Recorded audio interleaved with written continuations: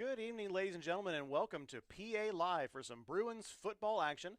We are live from the charging Wildcats Stadium here at the campus of North Little Rock High School. I'm Bradley Field, along with Blake Amsler. Blake, how are you? I'm doing well. Glad to be here after a week off and a bye week back-to-back. It took me 2 weeks off. So I'm ready. I'm ready to get back to some Bruin football, and not only that, but be in the booth with you guys.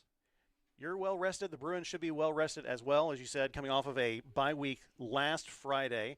The Bruins 3-0 over Robinson at home, at Madison Ridgeland Academy down in Mississippi, and then a home win versus West Monroe out of Louisiana 2 weeks ago.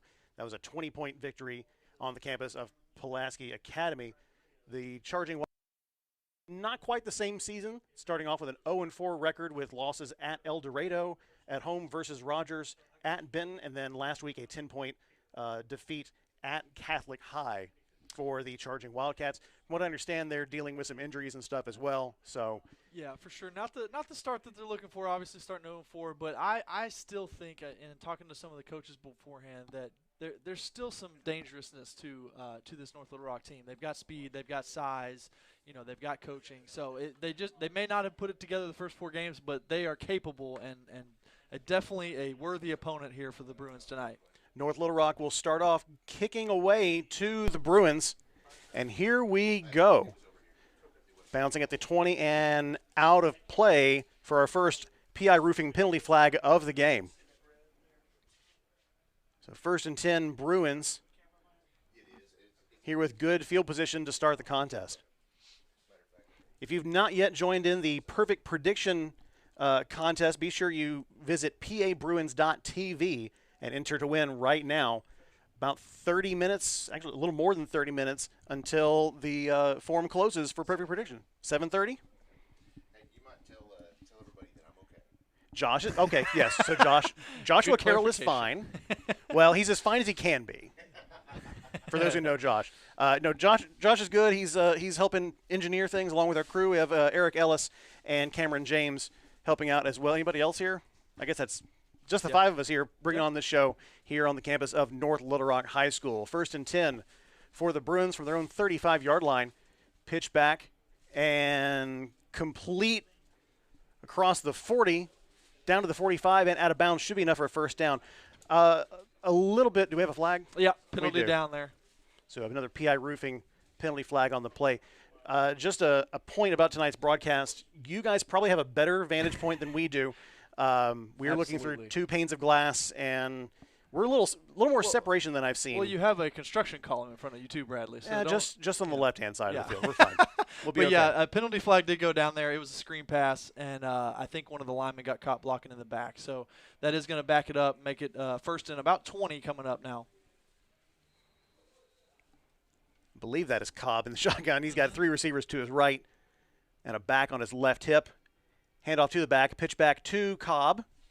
Down the field, a long pass at the 50, and cannot bring that one in at midfield. Brings up 2nd down and long for the Bruins. Another little trick play there. They kind of went with the flea flicker back-to-back there. And first time was a screen. This time they were looking for Will Manning down the right side and just kind of overthrew him out of bounds. And Will couldn't get a grasp on it. So still, though, with the penalty, only 2nd down. A lot of time to go. 2nd down and about 19. Cobb with nobody else in the backfield with him. 3 to his left, looking to his left, rolling to his right now. Across the 20, back to the line of scrimmage, and gets free enough for a gain of 9 on the play. Brings up 3rd down and 9. Yeah, and the Bruins have had a lot of success this season out of that 5-wide formation where Cobb's back there by himself, all the receivers spread out all over the place, and Cobb's kind of been his own running back at points in some of these games. So I wouldn't be surprised to see more of that, but here he's got Javion in the back with him. 3rd down and 9, 11:37 on the clock, as we'll try to give you a live update on what the clock says while we get it actually connected to the scoreboard successfully. Carry their gain of about 7 on the play. Brings up 4th down. Now, will the Bruins punt here, Blake? I don't think they will. They will not punt? Okay. Especially with a play call like that. They the outside zone run on 3rd and 10. They pick up 7 or 8 right there, and so that was 100%. We are about to go for it. So here they go, 4 to the left. They've got 3 yards to go. Cobb rolling to his left. Pass broken up at the 50-yard line, intended for number 8, William Zavoda. And so the charging Wildcats will take over with decent actually really good field position on the Bruin 42-yard line. We'll see what the charging Wildcats have after that turnover on downs. Yeah, and I think William was expecting that ball a little earlier because as he made his turn, he kind of waited a little and then started to turn up even as he got closer to the sideline. So I think he was expecting that ball faster from Brandon, and it didn't look like he was pressured. So I think maybe the ball just didn't come out of his hands fast enough. So that's probably something that Coach Thrash is going to go back and work on. Considering the official covered the ball with a towel. They're doing them a duty out there. There's a lot of officials that would not do that for you, I promise. So they're doing their best out there. Considering that, it is wet out there. Yes, it's been a drizzly afternoon here in Little Rock, North Little Rock area. See the rain coming down here in the lights. Quarterback in the shotgun, handoff, run to the left. A little difficult to see the charging Wildcats numbers there. I'm Not guessing much number of 2 on that one. I believe so. Jontavius James. But it is tough to see these numbers. They're like a dark blue on the black jersey. They do have a yellow outline, so it is legal. But, man, it's still tough to see from all the way back here. So 2nd down and 9. And no what they call TV numbers on the jerseys either. Nothing on the shoulders that we can see. Quarterback in the shotgun, a handoff. That's number 2. Yep. And a good job by the Bruins sniffing that one out and bringing him down for a loss here. Bring up 3rd down for the charging Wildcats. Yeah, and a good job by T.J. Logan coming all the way across. He was actually playing the right outside linebacker, but came all the way, followed the play across, and helped in on that tackle.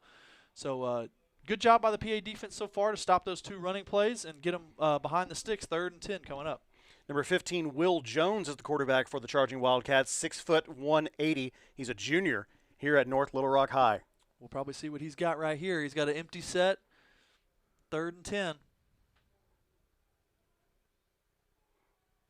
Jones in the shotgun. A little bit of pressure. He gets it off, and it is intercepted. Bruins at the 20-yard line, turns it around. Get about 3 yards after the interception. I believe that's number 20. Yeah, Josh Roten on the pick. Great job. Played it. He was playing man coverage and played it just underneath him a little bit. You know, the receiver had kind of run by him, but played it a little underneath. Ball was thrown underneath and went up and made a nice play. Credit part of that interception, though, to Ronan Rutherford on the pressure. Yes, great pressure there in the backfield on Jones. 9:43 remaining here in the first quarter of play. We are live from Charging Wildcat Stadium here in North Little Rock as Cobb and the Bruins have the ball 1st and 10 on their own 23-yard line. Cobb in the shotgun, quick screen pass to his left. That's number 1. Back across the field and out of bounds. Yeah, they were trying to set up a double pass screen back over to Charlie Cotros, but couldn't hook up on it. It looked like he did have a little bit of room out there. If he would have caught it, I think he could have picked up a few. Probably wouldn't have been a huge play. Is that Cotros or Cauldron on the right side? I think it was number 1. Yeah, Connor threw it, but they was throwing back to was that Cotros? Okay. Yeah, Cotros from the running back spot. Yeah. Either way, 2nd down and 10 is Cobb, a handoff here, and that's Cotros. There you go. Number 5. Big gain, good enough for a Hounds Lounge 1st down up to the 35-yard line. Absolutely. Great job by the offensive line, especially Errol Amuamu on the right side leading the way. Got a couple of switch-ups on the offensive line. I was talking to the coaches beforehand. Eric Park is out with an injury, normal starter there at right guard, and I think he's played some center as well, so missing that piece there. Cobb again to his left, complete up to the 43, and that is number 8, Williams Avoda. Nice gain there on 1st down. Picked up about 7. You'll take that any day. Oh, absolutely. Now it just opens up the playbook for everything you've got. Clock has stopped at 9:20 here in the first quarter. Another empty backfield for Cobb, 4 to his right here with the ball on the near hash mark. Cobb rolling to his right. There you go. Put it on. Pass complete. Good for a 1st down. A Hounds Lounge first down up to the midfield marker. Was that number? That was Avoda. Yeah, William again on the out route, and that's what they were looking for on that 4th down last drive. And the ball came a little quicker this time, and he was able to catch it and have room to run. So that was an adjustment that Coach Thrash and Coach Lucas over there made, and it worked. Handoff here to the near side. Gain of 5 before he's brought down by a whole host of Wildcats, and that's Cotros once again. Yeah, and that's probably something you'll see a lot of tonight is the defenders are playing a lot of man coverage. So on these running plays, if our receivers will just run downfield, they'll chase them downfield and have a lot of open space like that once they get past the offensive line. 4 receivers to Cobb's left. Now a man in motion puts an additional one on the right. Pass complete to number 18 up to the 41-yard line. That's Max Conine, just shy of the first down. Yeah, and another way to combat some of this man coverage is motions pre-snap. Get your guys on the run and don't allow them to press them off the line. So that's another way to beat some of this man coverage. Cobb in the eye, handoff. Oh, yeah. Wide open to the left, good for a first down and then some across the 30. Spin move and all the way down to the 23-yard line. That's good for a Hounds Lounge first down. Yeah, Coach Barnhill on the offensive line and Coach Thrash calling the plays are really working this outside zone run play. Outside, they're following Errol on the right side and following Evan out here on the left. Really great space so far. And a great job dodging defenders like I am this column right now. Another handoff. Not so much left on that one there. Javion got tackled in the backfield. I might get behind you, Blake. Yeah, that's fine. So not as much going on that play as you said. 7:53 remaining here in the first quarter. We are scoreless on the campus of North Little Rock currently, but the Bruins driving here after a big takeaway. Cobb with one back to his right, looking to his left, and had plenty of time there across the middle, complete down to the 5-yard line. Good for another Hounds Lounge first down. That's Will Manning with the reception inside the Caldwell Toyota red zone. Yeah, and props to the offensive line for giving him time. Will on a really deep in-cut route that he found late, all provided to the offensive line. Cobb rolling left once again into the end zone, and it's good. Nice. Touchdown Bruins in the back of the end zone. That is number 6 once again. Manning, right back Will to back. Manning. Yeah, it was almost a very similar route to what he just caught, kind of a deep in route. And, again, Brandon had plenty of time back there, got to roll left, stop in the middle, find him in the back of the end zone for the touchdown. They're going for 2. Point after try here, pitch back into the back corner of the end zone, and did he get it? Did he get the feet in? Yes. He did. Complete to Connor Cauldron to make it 8-0. Bruins strike first here against the North Little Rock Charging Wildcats with 7:27 remaining on the clock here in the first quarter. It's about as efficient as you could get. That was a good drive, yeah. We're going to take a quick break. Keep it right here on PA Live.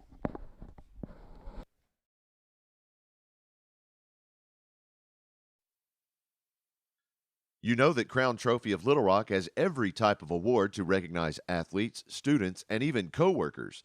But more than that, Crown Trophy can customize drinkware, badges, and even rings. Whether you have people working for you or working hard on your team, show them your appreciation by recognizing them with something special from Crown Trophy of Little Rock. Visit them online at crowntrophy.com. 7:27 remaining here in the first quarter. Your Bruins up 8-0 against the North Little Rock Charging Wildcats. We have a message already on the live fan feedback line. Let's go Charlie Cotros, Cinco. Go Cinco. That's from Chris and Sarah. If you want to join in on the Ron Jones Remax Affiliates Realty live fan feedback, just text the number on the bottom of your screen. That's 501-570-6464. Try to get to them as we can as the Bruins line up for a kick here. Yeah, Landon O'Donnell setting up for the long onside. Here it comes. Good pop. Wow, great bounce there across the 50, but no one can get to it. So it'll be out of play.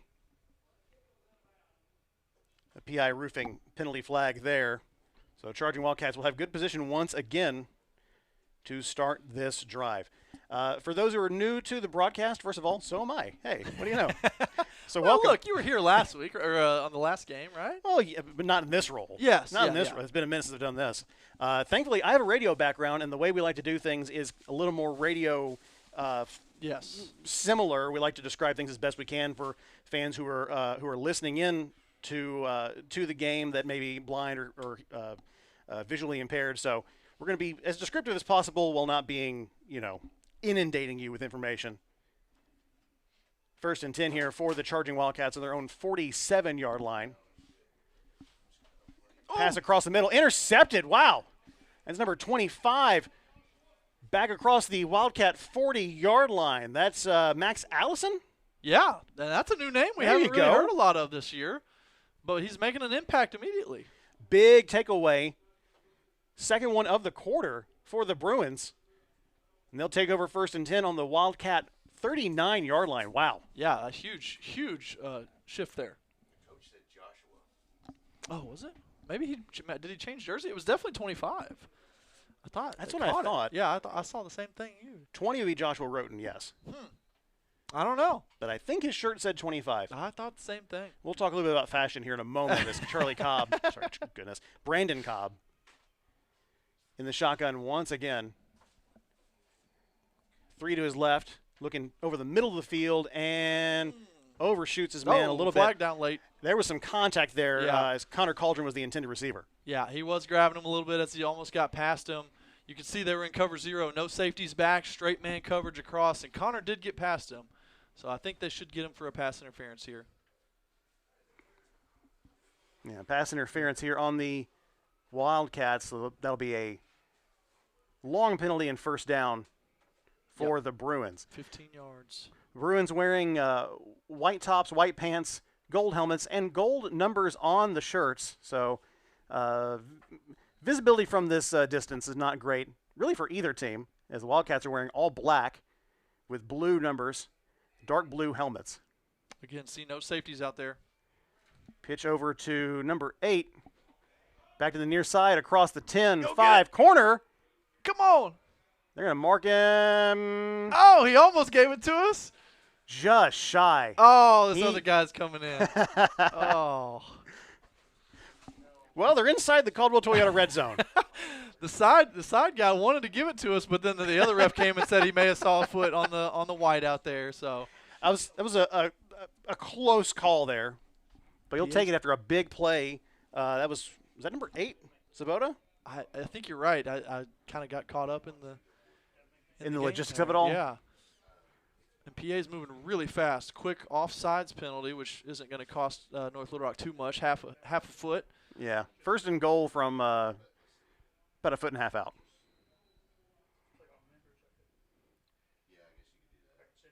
Cobb with one back to his left. He'll keep it, though. Cobb Oh, up the yeah. mill. Room to roam. Good for 6 points, Bruins. Nice job up front. He got a little help from Charlie Cotros blocking it from the running back spot, but again, following Owen Duke, Peyton Crabtree, and Carson Bales there in the middle, just paving the road for him. So 14-0 here with 7:02 remaining in the first quarter. Bruins will go for 2. It must be a Friday. Cobb, Another pitch little, back. Cotros that was into a the end hanger. zone. And, yeah, that one had good hang time, but falls incomplete in the end zone. So 14-0 remains your score. Have a couple of messages here on the live fan feedback text line. Message from Madison Taylor's parents. Coach Madison Taylor's parents watching from rainy Nashville. Go Bruins.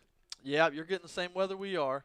And Coach Taylor, we're keeping a close eye on him tonight. He's right in front of us, so he won't get out of hand tonight. And then a message, let's go PA, have a safe game and play hard. Number 9, Caden Nash. Love you, Mamaw. Well, Thanks for watching, Mamaw. Yeah, exactly. And we haven't had to call Caden Nash names because we got 2 picks back-to-back. They haven't even been on defense very much, to be honest.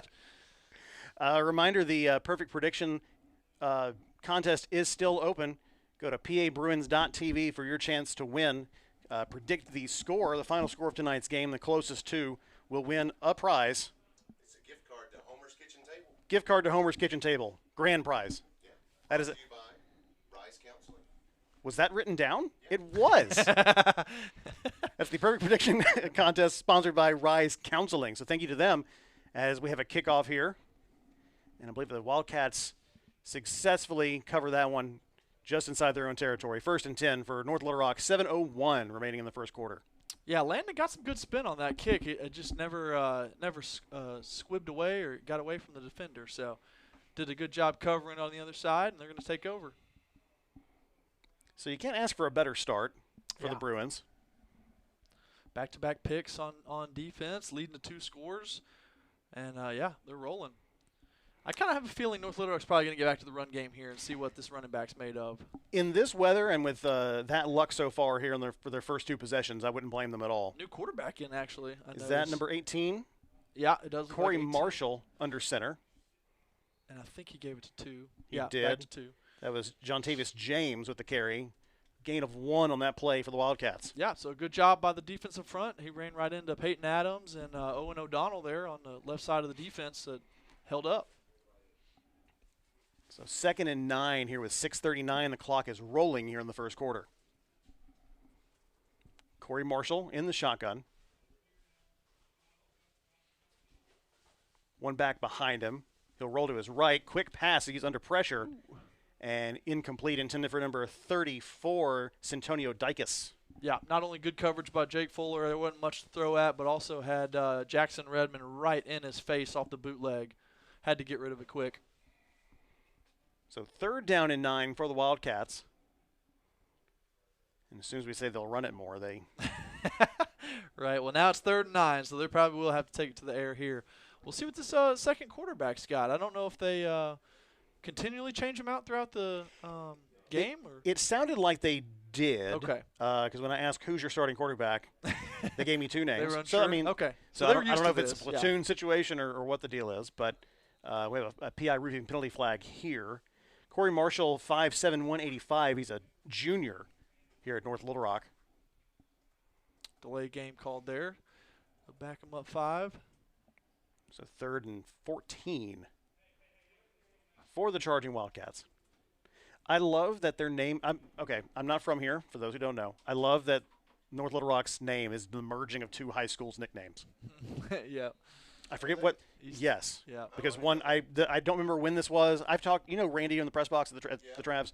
He's from here. He's very proud of being a – It's both. Both are. Yeah, that is too. Because one high school was the Chargers and one high school was the Wildcats. Yeah. As the Wildcats, a little screen pass here to the right across the 50. Good little play for a chunk of yards. Not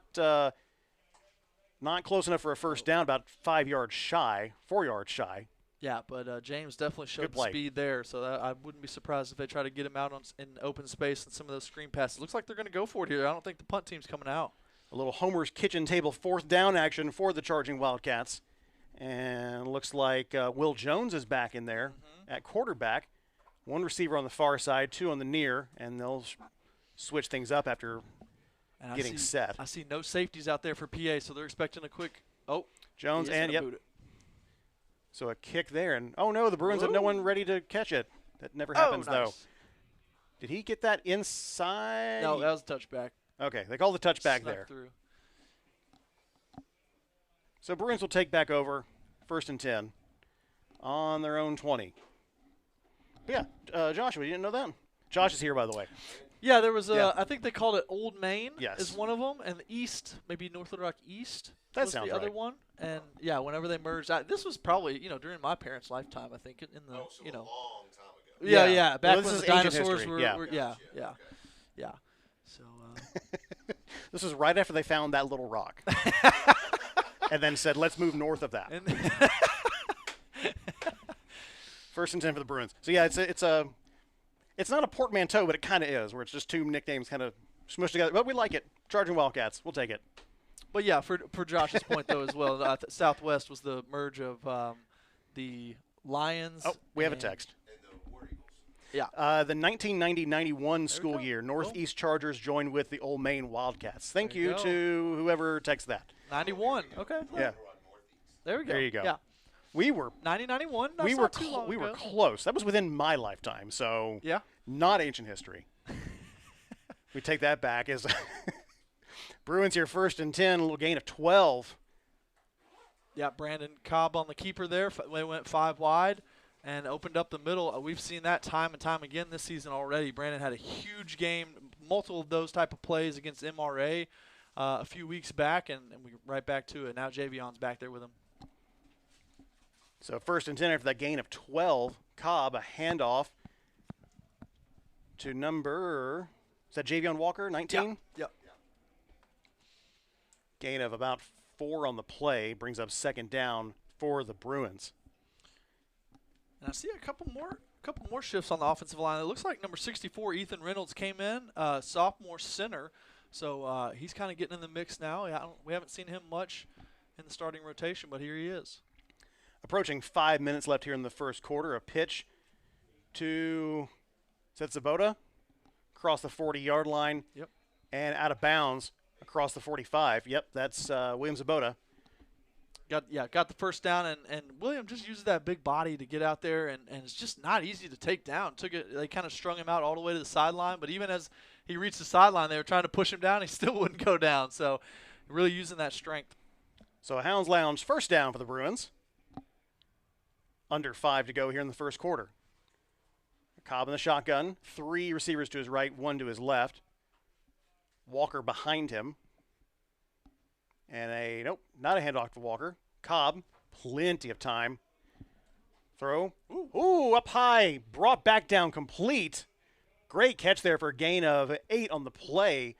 Connor Cauldron with the grab. Yeah, and he used all of his size there. I think he's like 6'6", uses the arm length to get up high and save that one. That was a high fastball, but brought it in for 8 yards. Second and 2 coming up.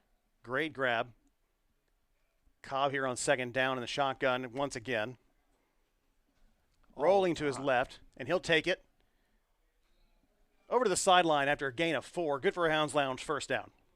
Yeah, you can tell this the pace from the Bruins is really slowing down this defense. Look at them walk back to the huddle, but the Bruins are on the ball, ready to go. Quick note, thanks to Matt Johnson for that trivia about the Northeast Chargers and the Old Main Wildcats. Much appreciated, Mr. Johnson. Johnston with a T. Yeah. He typed Johnson. I believe you, but I also don't. Handoff to Walker. Good for, 15, 17 yards there. Brought down just shy of the 23-yard line. Beautiful. And that goes right into what we were just saying about the defense looking tired. That defensive front is worn out by all this pace and the rapid amount of plays that we're bringing at them, that they're just static on the defensive line and the linebacker line, that our offensive line is just overwhelming them and creating huge holes for the running game. So 1st and 10 here for the Bruins. Got 5 wide with 4 to the right.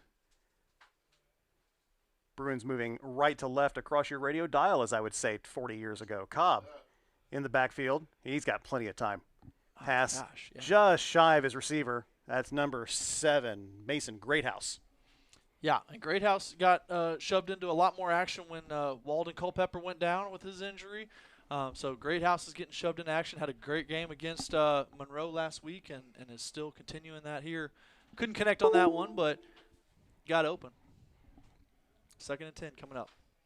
3:26 on the clock here in the first quarter.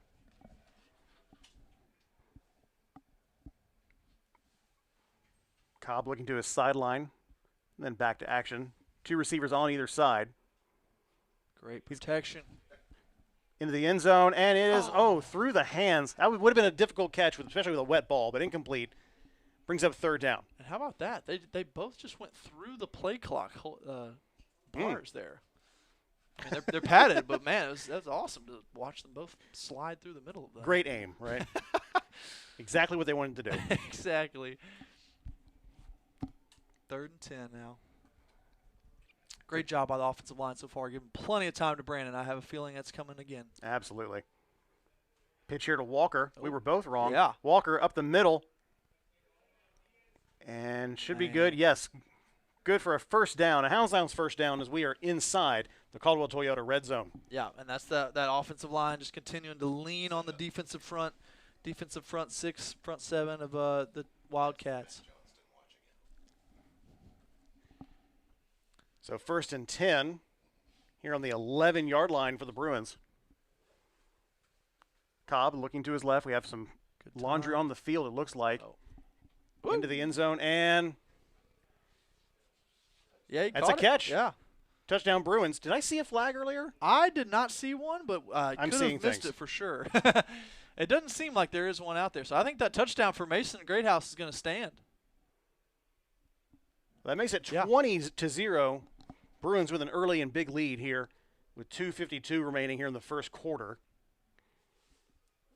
They'll switch up the personnel Yeah, here. shuffling a lot of guys in and out. Maybe they're trying to get the extra point team out here now. Yeah, they're lining up to kick. That is number 51, Landon O'Donnell, for the kick. Snap, set, kick away, and good. Yep. Snap was a little low, but good job by Charlie Cotros to handle it and put it down on the ground for Landon to finish it off. So a 3-score game here to get things started. 2:52 remaining in the first quarter, 21-0. Yeah. Bruins with a big lead. Yeah, you can't be mad at that start. We're still in the first quarter, 3-score lead, and defense is playing well, continuing. A couple more messages across the live fan feedback line. Way to go, Charlie. Love Yaya and Papo. Sure. And Yeah, then Charlie's just been kind of a utility. He's gotten to throw Yeah. the ball a little bit, ran it, was setting up for a screen and pass earlier, so he's just done it all. Ron Jones from Remax Affiliates Realty chiming in. Great coverage. Go Bruins. Now, here's the question. Do you mean the broadcast or the defense? A little There- both, probably. There is a correct answer, Yeah. Ron. And a question for an expert that's not me. What year was the best Bruin football team, other than Oh, 2024? This is pretty good. Oh, my gosh. We get this. I feel like we get this every year, and it's always so hard. Are we talking about best team overall? Is that what they said? The best what Bruin year was football yes. team. Oh, gosh. I really have to. Ooh, a little switch up here on the onside kick Oh, yeah. and out of play. Didn't give us a great chance there. I think I fall back to the 2011 team with Freddie Knighton, Jason King, Hunter Henry, Amari Wallace. I could go on and on. T.J. Moore. There's a lot of good players on the team. Not only a talented team, PA got bumped down into 4A, so the scores got a lot worse as well. So I will do a little small asterisk there. Probably that was one of the lower classifications they've been in, but hey. They played the opponents they were given. They smashed every one of them. I think it was mercy rules at halftime most of the time. So, hats off to that old 2011 team. I have Corey Marshall back in quarterback. Pass here over the middle. A little too high for the intended receiver. I did not see his number. Going to bring up second down for the Wildcats. Maybe 34. Believe so, yes. 34, Centonio Dicus. Yeah, and good coverage there by Josh Roten.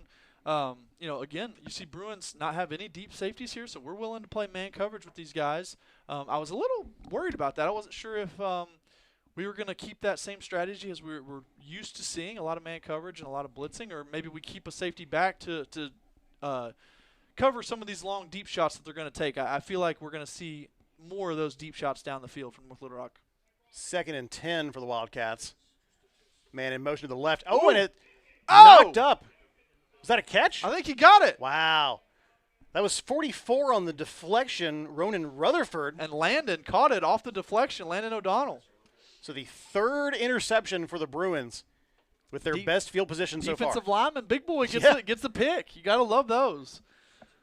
That's football, baby. Yeah, and you obviously got to give a lot of props to Ronan Rutherford to jump up there. I think they were trying to set up some sort of screen pass or quick pass right there. Yeah. But Ronan got his big paws up there and knocked it up in the air and gave us a chance.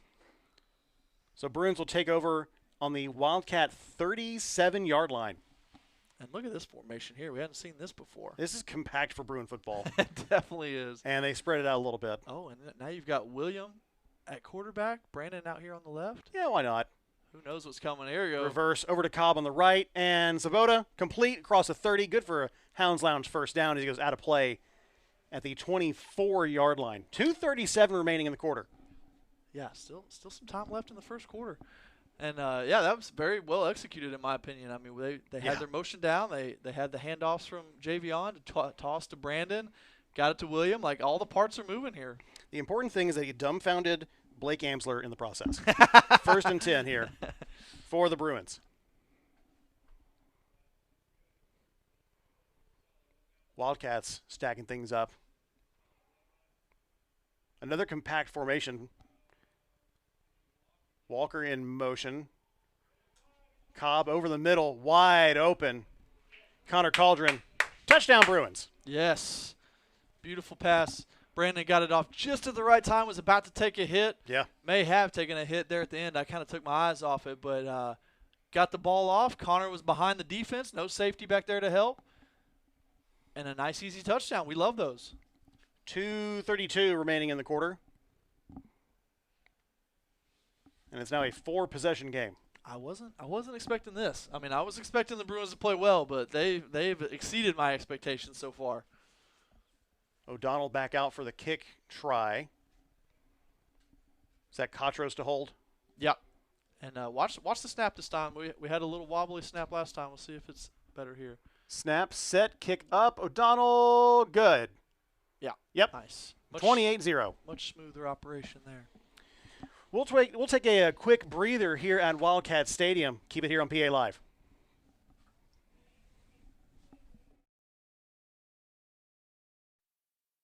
It's time for the Bowen Heffley Orthopedic Tip of the Week. Drinking enough water is crucial for your overall health, including your muscles and joints. Staying hydrated helps keep your muscles flexible and your joints lubricated, reducing the risk of cramps, strains, and injuries during physical activities. This has been the Bowen Heffley Orthopedic Tip of the Week. Scan the QR code or visit them online.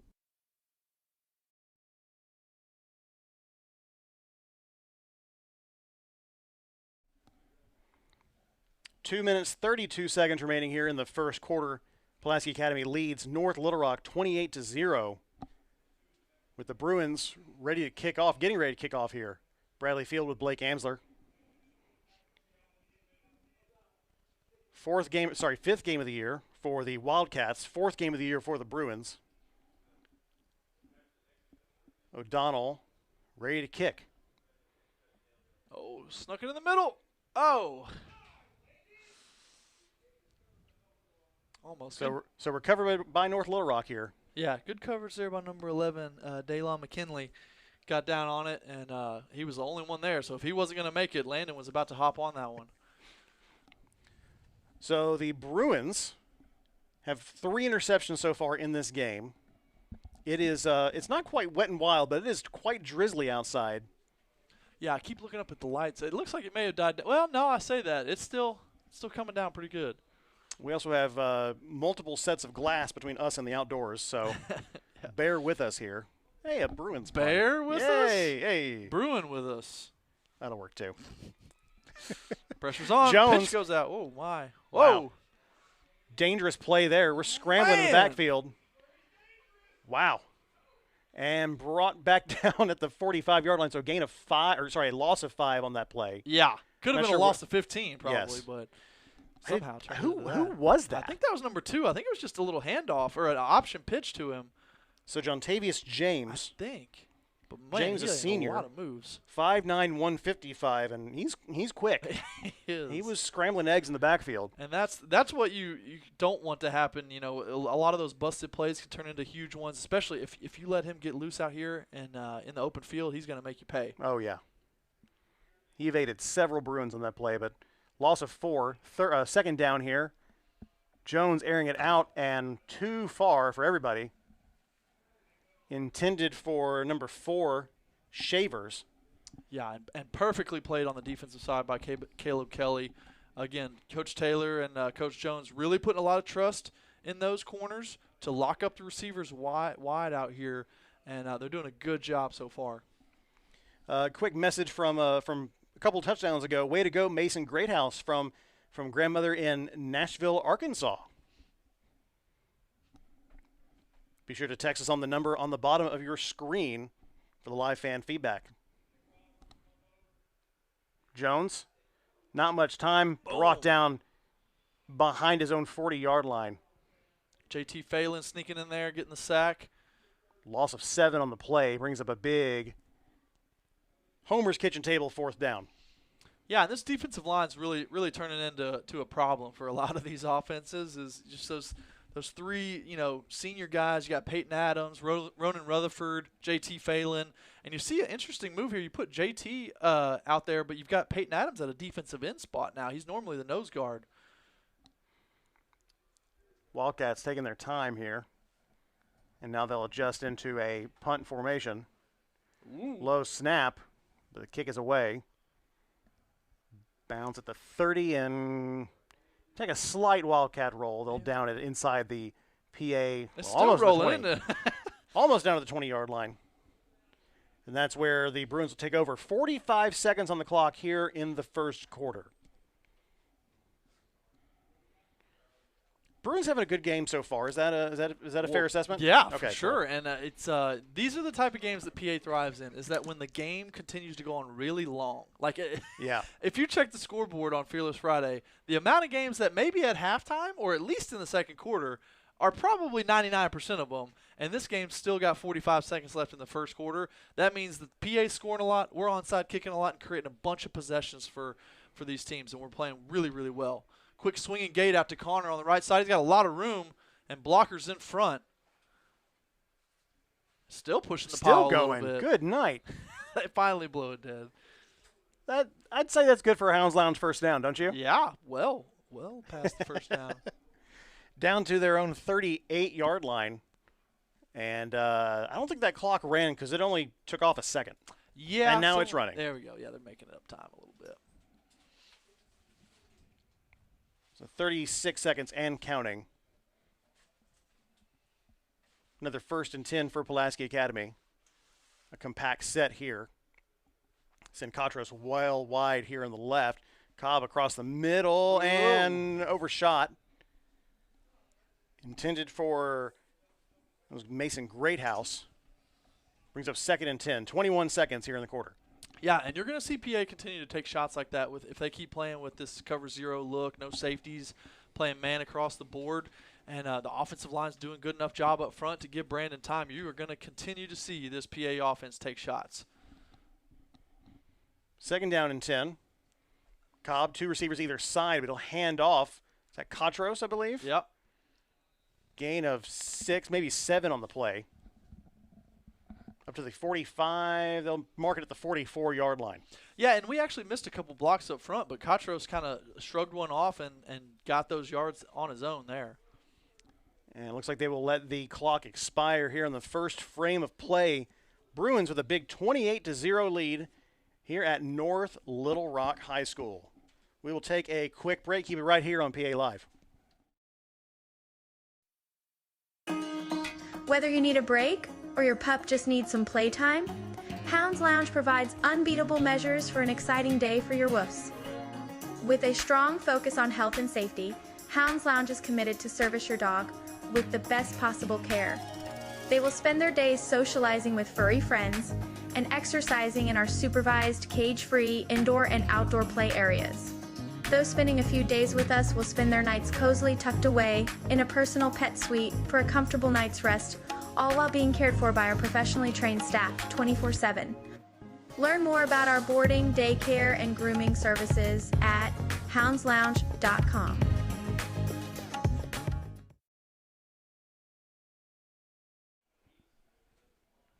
Going into the second quarter, Bruins with a big 28-0 lead here at North Little Rock.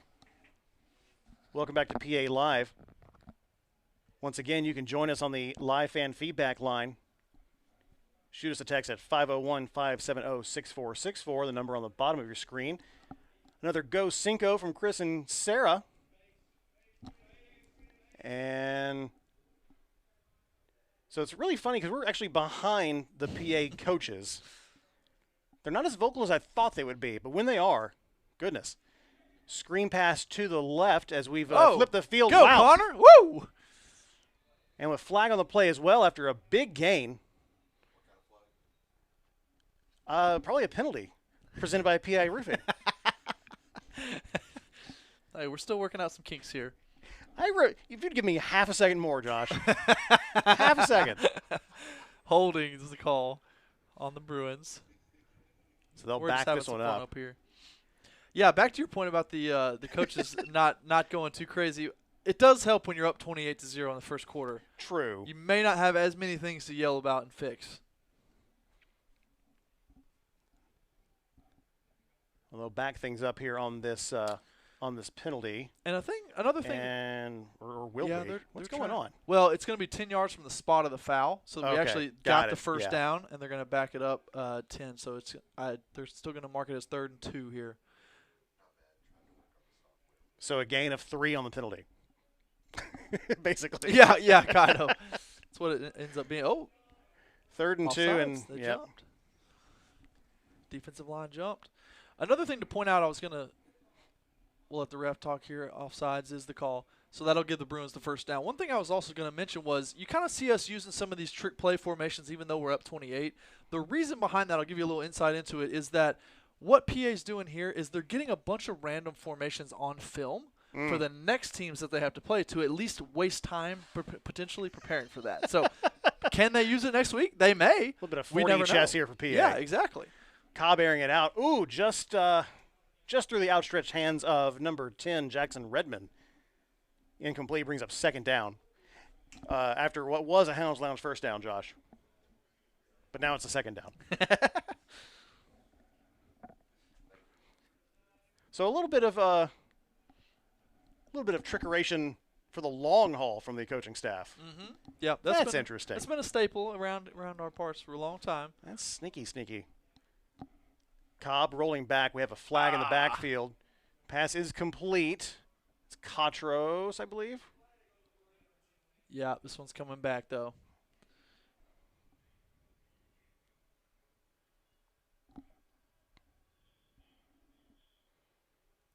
Yeah, another hold on the Bruins here. So they'll back it up once again. Yeah, and you've seen us get caught with that a little bit a few different times this year on the screen passes. What they do is they try to throw the defender off of them so the offensive lineman can get out and make their block. In the process of trying to get the defender off of them, they end up getting easily called for holding. It kind of sets them apart and makes them look worse than it really is.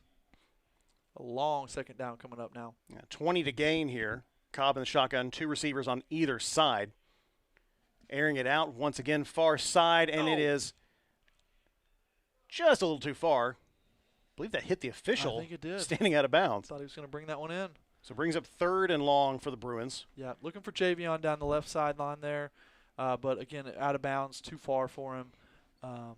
Yeah, really long play here. But, again, since PA is going to go for it on 4th, they don't necessarily have to get 20 here. So if they pick up 10, 15, that's not the worst play in the world.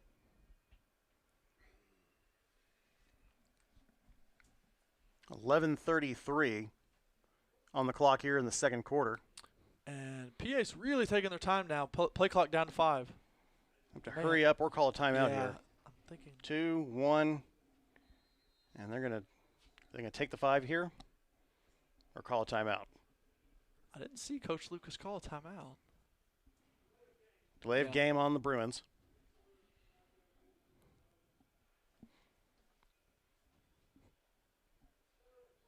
So the Bruins putting it on hard mode here, 3rd and 25. Shooting ourselves in the foot there. 5 wide again for Brandon. Cobb rolling to his left, short pass there to 7. It's Mason Greathouse. Yeah, Gains a 45-yard line. Yeah, gained about 12, 15 yards right there, but still going to be well short of the first down. They mark him well short than even I thought. So, yeah, it's going to be almost 4th and probably 16. PA looks like they're going to still go for it. A little easier to go for it when you're up 28. Cobb, plenty of time. Oh, Uh-oh. nearly caught in the backfield, but He's wide going for open. it. Oh! Sliding. Ooh, he might have been just shy of the sticks. Yeah, I think so. Ooh. Because what they do when a quarterback slides like that is they take it from the start of the slide. Yeah. So as he starts to slide, they're going to mark it down there. They don't get all the sliding yardage there. So, but really, I mean, that's kind of a tough one because as a coordinator, as a coach, you're thinking quarterback, don't take a big hit. Yeah. Especially when you're up 28. You don't really need to take a hit, you know. But also, if he would have cut back a little bit, he probably could have got the couple yards to get the first down. So that's a tough one. I don't know which way Coach Lucas and Coach Thrash are going to go on that. I kind of wish he may have cut it back to get the first down, but it's tough to ask him to do that when you ingrain into them. Take a slide, don't take a hit. So the Wildcats with it on their own 40-yard line. A quick handoff here. up across the 45 to the 46. And that was, who is that? I think it's got to be number 2 still, right? I think it It's was. tough to see though in the Believe that's Jontavius James. Yeah. A gain of 7 on the play brings up second and 3. Jones back in at quarterback in the shotgun. Another handoff to James. No, someone different. Is that 22? 22. So Ezekiel Lewis on the carry. Good for a first down. Inside Bruin territory here on the 47-yard line. Yeah, and honestly, just by those 2 decent runs there, I think this is probably the best field position North Little Rock's had all night. It's their best gained field position anyway. Yeah. It's slightly better to start off after a turnover on downs. Oh, right, yeah, but nothing doing there. The Bruins sniffed that one out. That was Lewis once again. No gain on the play. Yeah, and again, good job by that defensive front we were talking about. J.T. Phelan, Peyton Adams just locking down the inside and really putting a stifling to the offensive line there to hold up the running back. Under 10 minutes here in the first half, 28-0. Bruins with a commanding lead so far. Will Jones at quarterback once again. Pass incomplete. Looking to his right. Kind of split both the receiver and the defender. Yeah, it Brings was, a third it down. was just as close to KJ as it was to the receiver, but no one was really in the area to even give that a shot. 3rd and 10.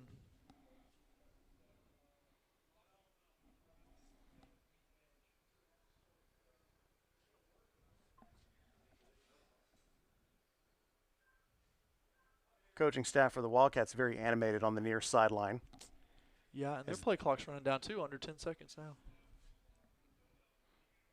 Jones in shotgun, one back with him. One receiver to his right, 2 to the left. Uh-oh. Whoa. Little trickeration, a pitch back. And will gain the line of scrimmage, looks like. I think one of the kids got confused and thought he was getting the reverse. So they had 2 people going to get a reverse. I believe that was number 3 who ended up with it, Tony Wilkins. Senior for the Charging Wildcats, 5'11", 200 pounds. Good discipline, though, by the PA defense, especially Ronan Rutherford over here on the defensive end. On the backside, it's difficult sometimes when everyone runs away from you. It's difficult to sit there and watch for reverses coming back to you. Oh. And looks like we have a Bruins player down. Don't know if he twisted something as he was getting into formation. I cannot see who that is. 9:03 remaining on the clock here is have an injury timeout. I hope, he popped him up. I hope it was just a cramp because he was trying to get off on his own power, but then about halfway across the field, couldn't really get there. But I think he looks okay. T.J. Logan. Yeah, 22. Is that technically a Hinson Loop Automotive timeout? Well, maybe. You can say no. I mean, he is talking to Coach Lucas. I don't know if they actually called a timeout or it was an injury one. I think they're kind of giving it a real timeout. Yeah, there you go. The refs charging PA with a real timeout there. Kind of an odd play or lack of right there. Kind of getting injured before the play began. To reset 4th and 10 for the Wildcats. And it looks like they're going to just take the entire timeout since they're being charged it. Yeah. Now it is. Definitely. Yeah, they took it off the board. Let's see if there's anything else on the live fan feedback.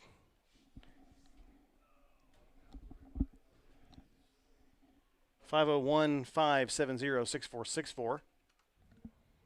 Special thanks to Crown Trophy of Little Rock for being our presenting sponsor. A decent contingent from Pulaski Academy faithful coming to today's game. Yeah, and it's a tough one. Even though it's close by, it's still rainy. Yeah. Getting a little colder out there. It's tough. So props to those fans that came out. I see a bunch of umbrellas and tarps and parkas over there. So getting closer to what you would call football weather. Yeah, and this is kind of just the start of football weather. It should get better and better as the weeks go on. Will Jones once again quarterbacking for the Wildcats. He's got 3 receivers, 1 now in motion.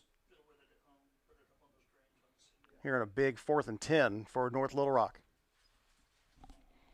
And they're taking their time here. 4 on the play clock. Yeah, move back 3, to this punt 2, spot. 1, and we're going to punt it away. Bounce at the 26-yard line, and then take a Bruin bounce back to the 30. And that's where PA will take over 1st and 10. 8:55 remaining here in the first half.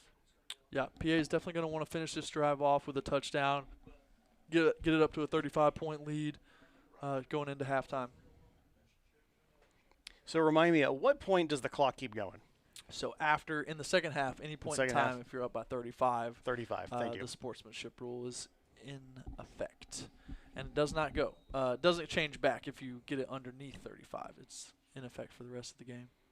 So I'm sure the Bruins like to go ahead and get there and get it over with. For sure. Whoa! A little reverse there and brought down in the backfield. Did not see who that was on the tackle. Yeah, they gave a little quick pitch to Javion, like you said, trying to get outside, but someone came straight through the line and brought him down. Big loss. So second and a loss of 7 on that one. 2nd and 17 for the Bruins. 4 receivers for Cobb. A little more time here. There you go. Short pass. That's Walker, I believe, across the 35. Go, Javion! Houndsdown's first down. A little bit of room in front of him. Go, baby! Walker cutting back to his left to the 10-5. Long gone. Touchdown, Bruins. Wow. Beautiful. Way to make a mountain out of a molehill. Exactly. Javion Walker. Just a simple screen pass set up. It was great timing, though, because North Little Rock brought some pressure. Do you see something? No, it's down at the 23-yard line. Yeah. So that's a 77-yard screen pass. Touchdown. You don't see those very often. No, but Javion's definitely the guy that can to break those loose. So 34-0 here with O'Donnell out to take the point after. And those are the passing yards that a quarterback loves to rack up. You know, throw it 5 yards downfield, boom. Minimal effort, and it's 77 yards that direction. Exactly. Yeah, you won't argue against that for Cobb, as the Wildcats will jump offside. So a slightly easier kick here for O'Donnell.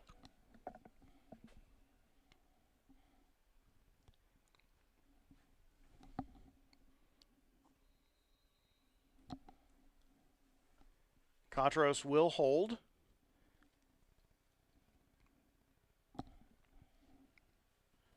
Oh, snap. Too low. Gets away from Katros, and O'Donnell will lay down on it. Yeah. So a wasted opportunity, but plenty of time to make it up here with 8:11 remaining in the first half. 34-0, PA with the lead. Quick text from the live fan feedback. Go Bruins. Thank you for letting us watch from home on this rainy day. You know what? You were so welcome. Hope you're enjoying your time at home and watching this game and listening to us talk about football. No complaints. Isn't that right, Josh? That's right. Josh is here, by the way, for just joining us. Josh is here. He is alive. He's good to go. Pulse still okay? Yeah. Okay. Pulse is nice. How's the foot? Foot hurts, but I'm okay. What about the other foot? The other foot's okay. Hop on that one. No. Okay.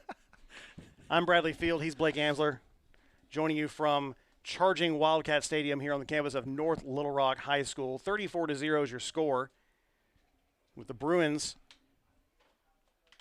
starting the season 3-0, looking to extend it. North Little Rock trying to find their first victory of the season. I keep telling myself it's not raining that hard, but then I look down at the Wildcats tents down here, and they look soaked. Oh, yeah. Well, they've probably been out there for a while, though. Yeah, I think it's still coming down pretty good. I cannot tell how O'Donnell has that ball on the tee. Switching around here to the right side. Second little switcheroo of an onside kick, and the Wildcats handle it just fine. As North Little Rock will take over on their own 48-yard line, 47. Wildcats also looking for their first points of the game, Not fantastic luck for them as they've turned the ball over 3 times via interception. PA really taking advantage of those as well. Yep, one of those was a tip, obviously, by Ronan on the third one, but the first 2 were great coverage by the secondary. Yeah, we're looking for another stop here.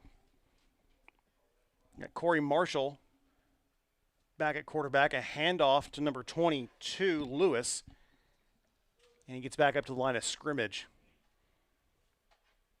for a Wildcats second down. Yeah, nice job by the interior there, along with Jackson Redmond, Caden Nash flying through the hole. Hey, there's Caden's name. Yeah, we got to him. It's a good thing usually if your middle linebacker doesn't have to make a lot of plays and get his name called. That means everyone else is doing their job before it gets to him. So that's not the worst thing ever. Marshall with a 3-receiver set. Oh! And another interception there. Go, Jake Fuller! Fuller across the 20 to the 10, losing a little bit of room there and pushed out of bounds inside the 5. Wow. Didn't have the closing speed to get it all the way there, but a huge return down inside the 5-yard line. Was that Jake Fuller? Yeah, Jake Fuller. Good positioning there to get in the line of sight of the quarterback and receiver. Jumped up a little bit, but it was right there at his chest. 7:21 here remaining in the first half, and the Bruins have a chance to get across that threshold. Yeah, really, really packing on here now that they're inside the 5. Yeah, just under 8 minutes left. They marked him down or marked him out of bounds at the 3-yard line. So first and goal as we are solidly inside the Caldwell Toyota red zone. Can we call that the dark red zone? Can we assign a different color for inside the 5? I feel like we should. First and goal for the Bruins. Ball in the far hash marks with the Bruins going left to right. Compact set here with a third receiver moving to the right-hand side. Cobb rolling to his right. Cobb into the end zone and falling down. Incomplete, intended for, I believe that was Katros. Brings up second and goal.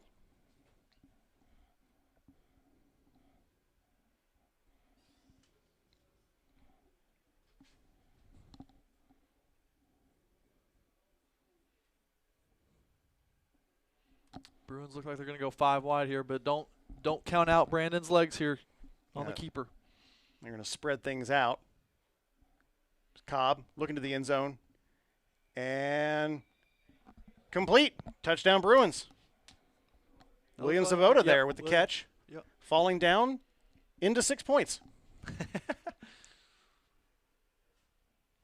So a 40-piece for the Bruins here with 7:12 remaining in the first half. And a point after try pending. Just playing so well overall, every aspect. I mean, defense creating this many turnovers. Mm-hmm. There's just nothing there. North Little Rock just doesn't have anything going on offense, which is just creating really bad positions for their defense to hold them.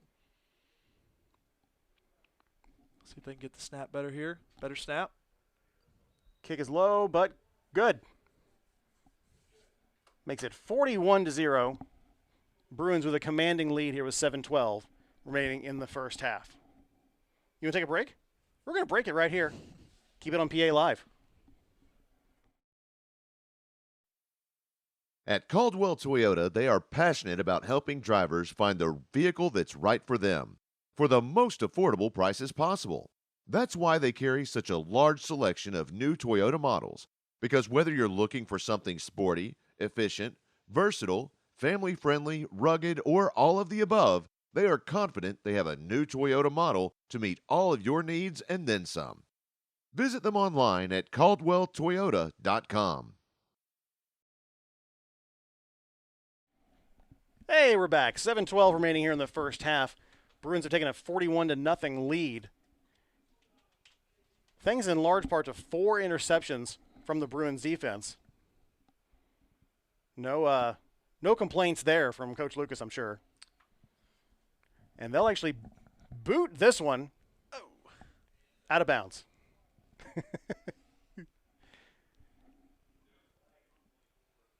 So the Wildcats will get good field position once again.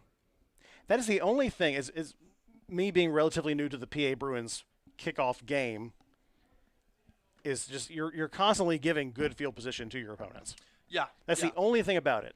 Yeah, and that's the risk you got to take and that you got to be okay with is like what PA's thought is that we're going to try to create a turnover off of it in giving up that we know we're going to give up the field position battle. That one was more of just a little pooch kick there to hopefully not have any big returns because so many times you see PA doesn't work on a real kickoff and coverage. True. So when you kick it deep, PA oftentimes may or may not be the greatest at coverage. You see a lot of big returns off of that, which ends up sometimes past where even kicking out of bounds might be. Marshall in the shotgun for the Wildcats. Look to throw. Now he's going to keep it and gain about a yard before being pushed out of bounds.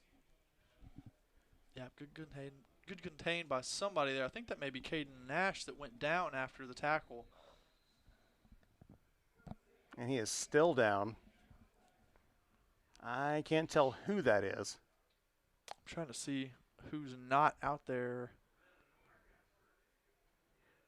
Yeah, I think it's got to be Caden Nash. I don't see him out in the field.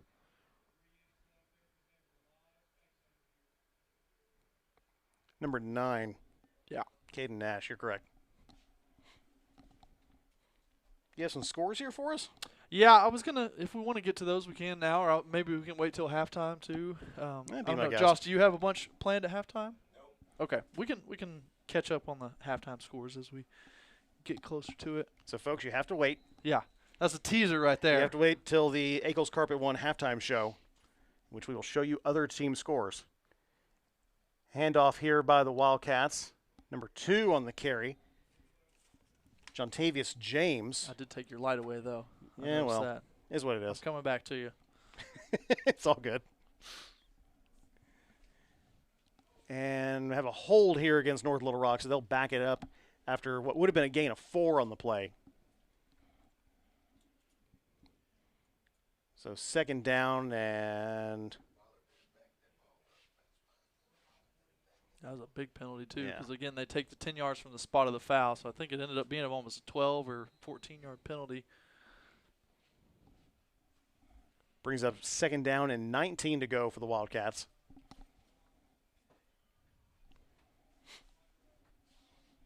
Marshall's still out there as the quarterback for North Little Rock. 2 receivers on the near side. 1 to the far side on his right. Marshall airing it out to his right. Good coverage. Overthrown as well. Incomplete. Brings up third down and a bunch. Yeah, good coverage there. I think that was KJ Colin on the coverage. So, again, that's the bright side of playing this man coverage that PA does and putting pressure on the quarterback is you're putting pressure on the quarterback to get the ball out fast. Well, your secondary knows that ball has to come out fast. Hey. So, and there's Pops coming through clutch. There we go. With a desk light. Chris Hamsler, everyone. Round of applause. Thanks, Chris. Coming in clutch. Third down and long for the Wildcats. See, next time I'll just bring a light. Like, come prepared next time. Yeah. It was only a 1-year Boy Scout. Pass complete. A short one over here to the near side. Be good for about 11 yards in the play before going out of bounds. Yeah, we'll bring up a Homer's Kitchen table, fourth down and long. Yeah, not enough for the first down. Still going to have a decision here to make. Do they go for it? Do they kick it? Well, they've got to get 8 yards. Yeah, and they're on their own 37 there, so they not that they really care about field position for PA at this point, but they would be giving up field position. 6:40 remaining here in the first half, 41-0. Bruins holding on to a commanding lead. And the Wildcats will take a timeout here. That's their first charge timeout of the half. Yeah, I'm going to sit down too.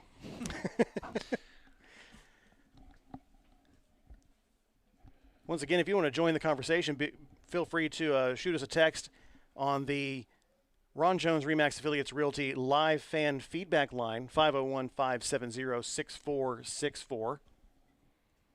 Who do we have next week against the Bruins? That's a good question. I keep it 1 week at a time. I just want to promote the broadcast a Yeah, little bit. for sure. I mean, I want Central. At home game. Home game, 7 believe. o'clock next Friday the 4th. There we go. Oh, okay. It's homecoming. Oh, homecoming. All right. Oh, that's right. It is homecoming. Should I talk about homecoming festivities, Josh? Okay. Why don't you tell them about it at halftime? I will. I will tell them about it at halftime. But you can get your papers out now. Yes. I have to find my papers. Yes. They've been found. We do need the papers, Josh.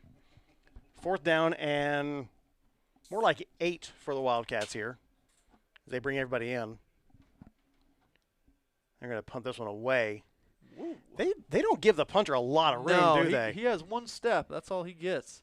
And then takes a Bruin bounce to the PA 37-yard line. That's where the Bruins will take over 1st and 10. Here with 6:33 remaining on the clock. Feels like the clock's not moving at all sometimes. Yeah, it really doesn't. I mean, because at this point, North Little Rock's going to continue throwing the ball, so that's going to stop the clock a lot on incomplete passes. And PA hasn't had the ball a lot in the second quarter. But I think we should probably see PA run a few times here to get that clock moving. 2 receivers on either side for Cobb, and a back to his right. It's Katros. Quick pass to the left. Down across the 40-yard line. I believe that was Max Conine on the catch. Yeah, made a good cut on the first defender, but couldn't get past that second one. That would have broken it up for a big one. Gain of 4 on the play. Here with 6:15 and rolling. We love a complete pass. Absolutely. 2nd down. Again, a 4-receiver set. Pitch to the tight end, Katros. Katros, good for the 1st down. Across the 50. Met by a bunch of Wildcats, and they'll whistle it dead at the Wildcat 47-yard line, 46-yard line. Good for a Hounds Lounge 1st down. Yeah, nice job up front by the line to make a huge hole for Charlie to run through, and I love seeing the finishing attitude from Evan Goodwin, trying to push the pile, whatever he can do to get a couple extra yards out of it. I love that. 1st and 10, Cobb, complete at the line of scrimmage. It was Hunter Ardoin that caught it, but it was immediately had one of the defenders grabbing at his back. He was trying to get away from him but couldn't. So he ends up gets the mark it right on the line of scrimmage, so no gain for him there. 2nd down, 5.5, and the clock is rolling. Another 2 receivers on either side. Handoff, number 29. It's Bryce Gittens with the carry. A gain of about 4 on the play. Oh, they'll actually mark him as a gain of 2. Yeah, that was kind of a bad spot. I thought he was further down there. I thought so too. But Bryce has shown a pop here and there in some of his duty. We've seen him bust a couple big runs and make a couple big catches early on in the non-conference season. We are under 450 here in the 1st half.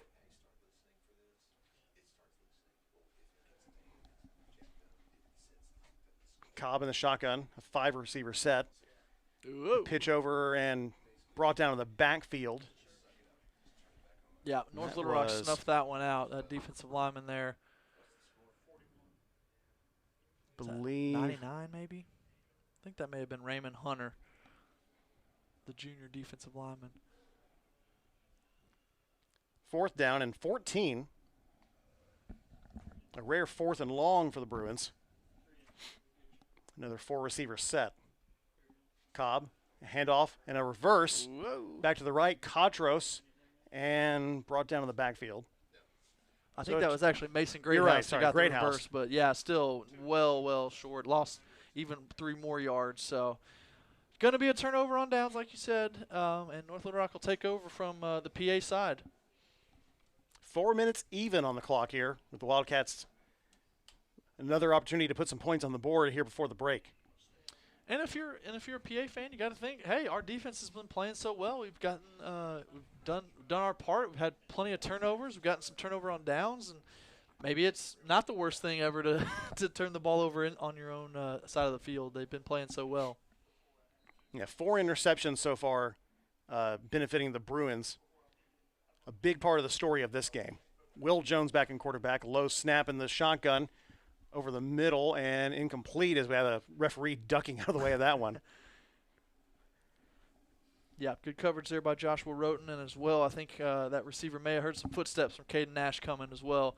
If he caught that, he was going to get double timed.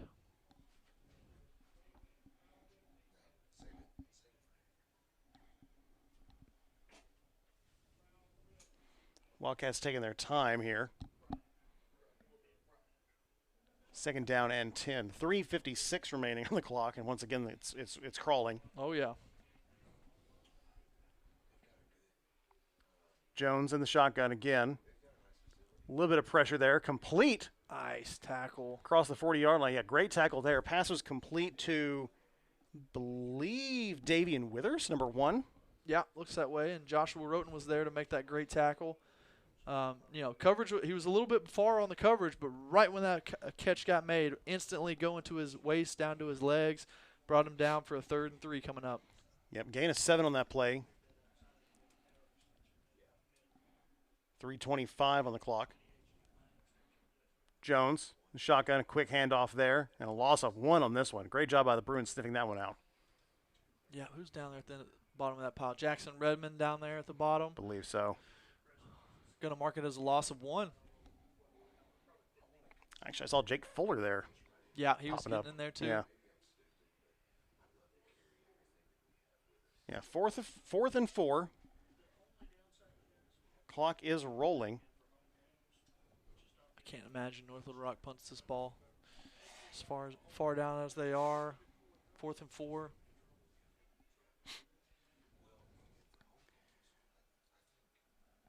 Jones in the eye here. And I have a PI roofing penalty flag here at the snap. What was that call? Was it a false start, I think? I think so. I looked down at my papers for just a second. They'll back it up 5 yards. Hey, but it's still an even longer Homer's Kitchen Table 4th down. Hey, look at you remembering the sponsor. Here, we'll say it again. Homer's Kitchen Table 4th down and 9 to go for the Wildcats. 2:35 as the clock restarts.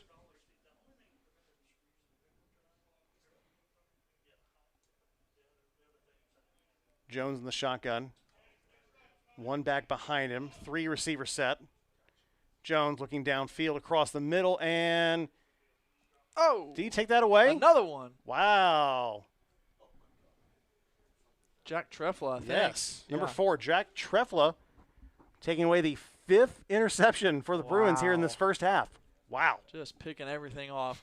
And that's one of those, as a coach, it's tough. But, do you tell your kid to knock it down and take the field position up here because it was 4th down, or you just tell him to go up, make the play, and be done with it?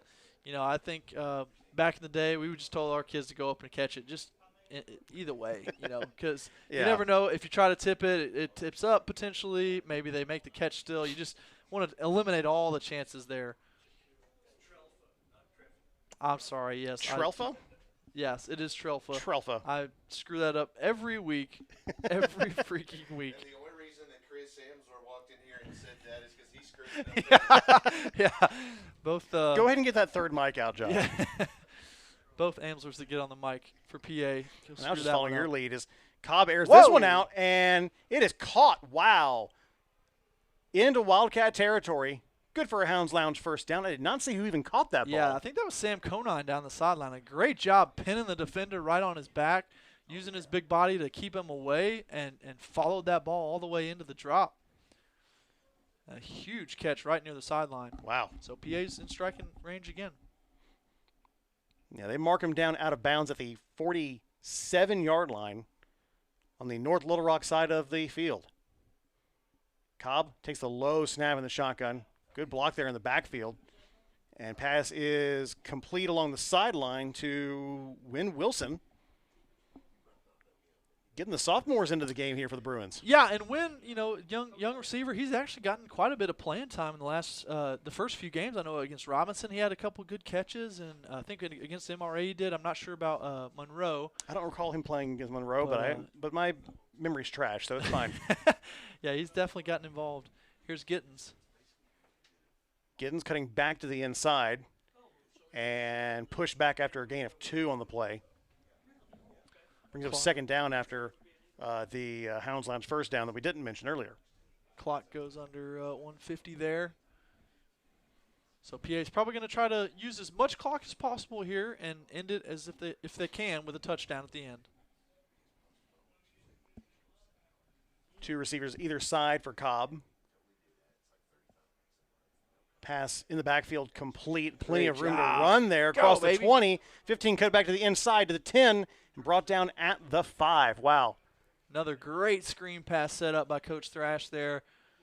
Brandon got the ball out to him with plenty of space. And Bryce made a good cut there off of his alignment. Bryce Gittens gets us into the Caldwell Toyota red zone here. First and goal at the 6, I believe. Or at the 6-yard line. Whoa. Handoff went to Bryce again around the left side, but not as much room on that play there. Lost maybe 1.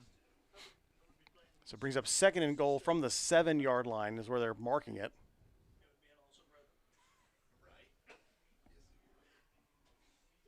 Bruins here trying to put an exclamation point or another one here in the first half. Whoa. And on the field. looks like a Wildcat is down. Oh, okay. I just saw this guy in the blue poncho running out there. I was like, what is going on? I did not see what happened there, but Yeah, I didn't see him go down either. of course we have a turf field here at North Little Rock, and it was being all wet for the second half of the day. Yeah, I'm kind of surprised we haven't seen more slips than we have.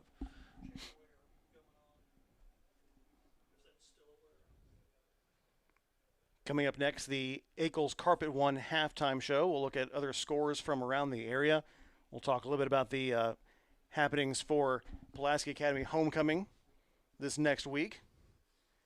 Josh will probably wrestle the microphone away from me at some point to say hi.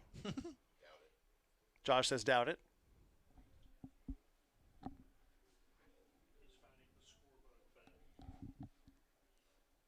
Oh, we're squishing bugs? Oh, there you go. Not literal ones, folks. And it looks like we are about ready to. The bugs are in the internet. I'm not going to say that.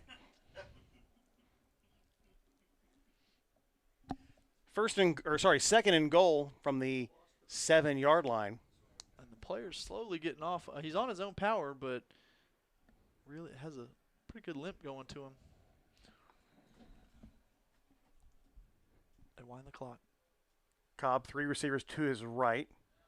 Looking to his right, now back to his left. Cobb, that's a busted play. Throw it out of the side of the end zone. Third down. Yeah, good smart play there by Brandon. Didn't want to, no need to risk it getting picked or a fumble happening or a big sack or anything like that. Once you have to turn back on a rollout like that, it's like you take maybe a second or two to look around and see if you got anything really wide open, but you don't want to sit there and sit back in the pocket because your linemen aren't really blocking for people on the backside, left side there. Cobb motions out of the backfield. Javion's by himself, taking it up the middle. Oh, no, I'm sorry. That's Bryce Gittens. Touchdown. 6 points for Bryce Gittens. He's at 47-0. Bruins piling it on here in the first half. Yeah, and good time management, though. I mean, we Yes. left 36 seconds on the clock. I think that drive probably started with 4 or 5 minutes on the clock. So good job by Coach Thrash and the offensive staff all around to control that clock and end the drive with a touchdown. So I did not realize that we had the scorebug issues that we did have. I have a message from someone. Apparently both teams is 1 under par. Close game. Working on that, folks, as the point after try is no good. So your score, the correct score, PA 47, North Little Rock 0, here with 36 seconds remaining in the first half. So thanks to the Henrys, go Bruins and hey bam, for shouting that out. What's up, Austin? Lakin? A couple more messages here. I want to give a big shout out to Captain Mark Young, huge fan sailing down Crooked Creek. Love Linda. Okay. Oh, hey. You didn't tell me there was some Travs love two weeks ago, Josh. Yeah. Let's go Travs, Texas League champs. Heck yeah. How about them Yeah, Travs? you got to give a shout out for the Travs. I think I was at the game on Wednesday, Game 3. Bradley obviously works for the Travs. We'll talk about that at halftime. All right. We have plenty to talk about. Amsler having some ghosts of students pass. It's Max Conine, not Sam. That's gosh. That's from Todd Dunn. Yeah. I was going to let it go because I didn't know if Sam Conine was a real person or not. Look, I was like, you gotta correct me. You were on a run. You're on a roll. I was going to stop you. I'll be honest with the folks. I've got a roster right in front of me, but I really try my best to just know the players by body language. Yes. And I knew the last name, obviously. But yes, I did coach his son, or his brother as well back in the day. So it just caught me. But good catch, Todd.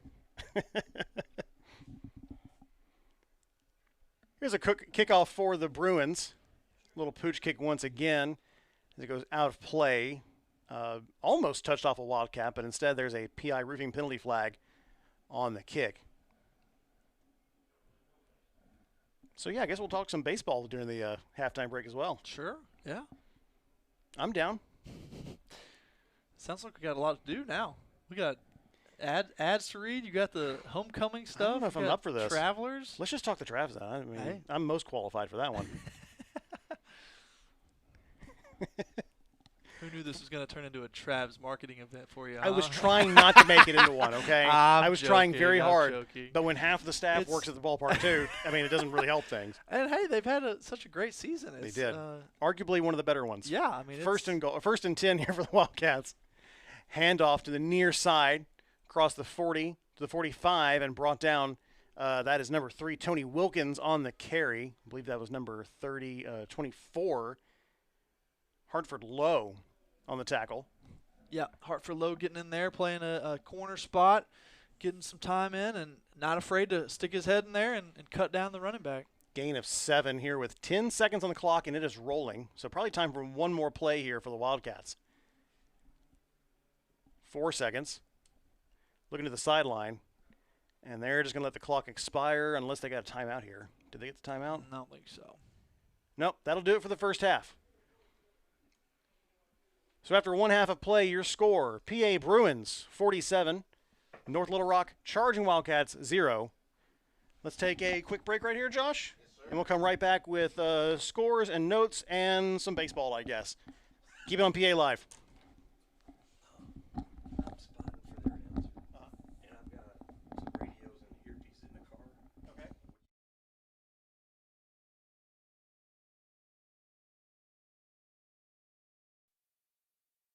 At Akel's Carpet One, they can get it for you at wholesale. That's not just a slogan at Akel's Carpet One, it's their real money-saving story. You can get the lowest prices on carpets, floors, and real wood cabinets. They have nationwide buying power, low overhead, and local ownership that make all of this possible. Don't shop at the home centers or online when you can shop local and get the best wholesale prices. At Akel's Carpet One, we make it beautiful for less. AkelsCarpet1.com. Fans, it's time for the Caldwell Toyota Tip of the Week. When choosing a car, be sure to prioritize safety features like airbags, anti-lock brakes, and electronic stability control. These features make a big difference in an accident, helping to protect you and your passengers. It's worth investing in a car that offers solid safety ratings. This has been the Tip of the Week from Caldwell Toyota. Visit them online at caldwelltoyota.com. Pulaski Academy would like you to join us in recognizing our core value student of the week, Walden Culpepper. Walden is a senior on our varsity football and basketball teams. He is a young man who loves PA and the culture that comes with being here. Walden is a true servant to our younger kids. He strives to model the core values in everyday life. His personality is infectious and people love being around him. Congratulations, Walden Culpepper, PA's core value student of the week.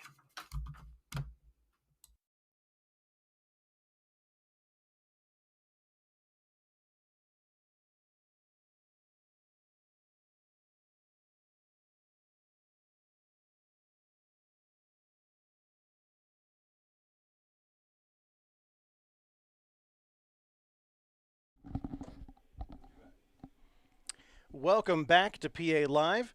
and the Ackles Carpet One halftime show, coming to you live from the campus of North Little Rock High School. I'm Bradley Field, joined by Blake Amsler. Your score at the break, 47-0. The Bruins with a commanding lead over the charging Wildcats here in the fourth game of the season for the Bruins, fifth of the year for North Little Rock. One team undefeated, one team looking for its first victory of the season. Blake, 30-second breakdown of this game so far. Go. Oh gosh. I'm timing you. 28. Well, I mean, as by the score, it's well in hand for PA. Again, I think back. Obviously, the offense is playing well, but the defense has just been so impressive so far. Five interceptions so far. 5 picks. They've barely given. I'd love to know how many yards they have right now. I mean, they can't have but maybe 100 yards, if that even. So props to the defensive side all across the board. Secondary playing well, linebackers covering holes, and defensive line dominating. Yeah, absolute domination so far for the Bruins here in this fourth game of the season. We'll talk a little bit about next week, not so much the football part of it, but everything else happening on campus. And then, Blake, you want to give us some scores after that? Sure. Yeah. Fantastic. Quick reminder, Clue High School Edition starts this weekend. Join us Saturday, September 28th at 7 p.m. or Sunday, September 29th at 2 p.m. at the Connor Performing Arts Center for this killer performance by our upper school student production team. It's based on the iconic 1985 Paramount movie, which is inspired by the board game. We actually had this discussion 2 weeks ago. Blake, you missed this. Okay. So we have you have a play based on a movie based on a board game. Mm-hmm. If you could make a movie out of any board game, there is a correct answer. Oh. And by that I mean I think there's a correct answer, but that's beside the point. I'll read the synopsis and you think about this. Yeah, the tale begins at a remote mansion where 6 mysterious guests assemble for an unusual dinner party where murder and blackmail are on the menu. When their host turns up dead, they all become suspects. Clue is the comedy whodunit that will leave both cult fans and newcomers in stitches as they try to figure out who did it, where, and with what. That's Saturday at 7 and Sunday at 2. Hope to see you there. Sounds fun. Yeah, it does. I like a board game. Love Clue back in the day. 2 board games came to mind that I would love to have a play or a movie off of. Now, one doesn't seem like that cool of a movie premise. I love chess, though. I love chess. That's simple interesting. Board game, but it doesn't have that much into it. Nerd. Definitely, that's certifiable. But it just doesn't seem like it has enough depth there for a movie. Well, you would have to do some serious adaptation and turn the pieces into characters. Yes. Now, if and like make the it knights too are like correlating. running around, yeah. Yeah, it would have to to turn into like a medieval war movie. Like you'd have to get really. I feel like I've maybe seen some like epic little like preview trailer type of things, or maybe like animation where like the knights and the chess pieces are like interacting. Got some stuff going on up here, but I'm not picking that one. I've got to go with Monopoly. Interesting. Yeah, I love Monopoly.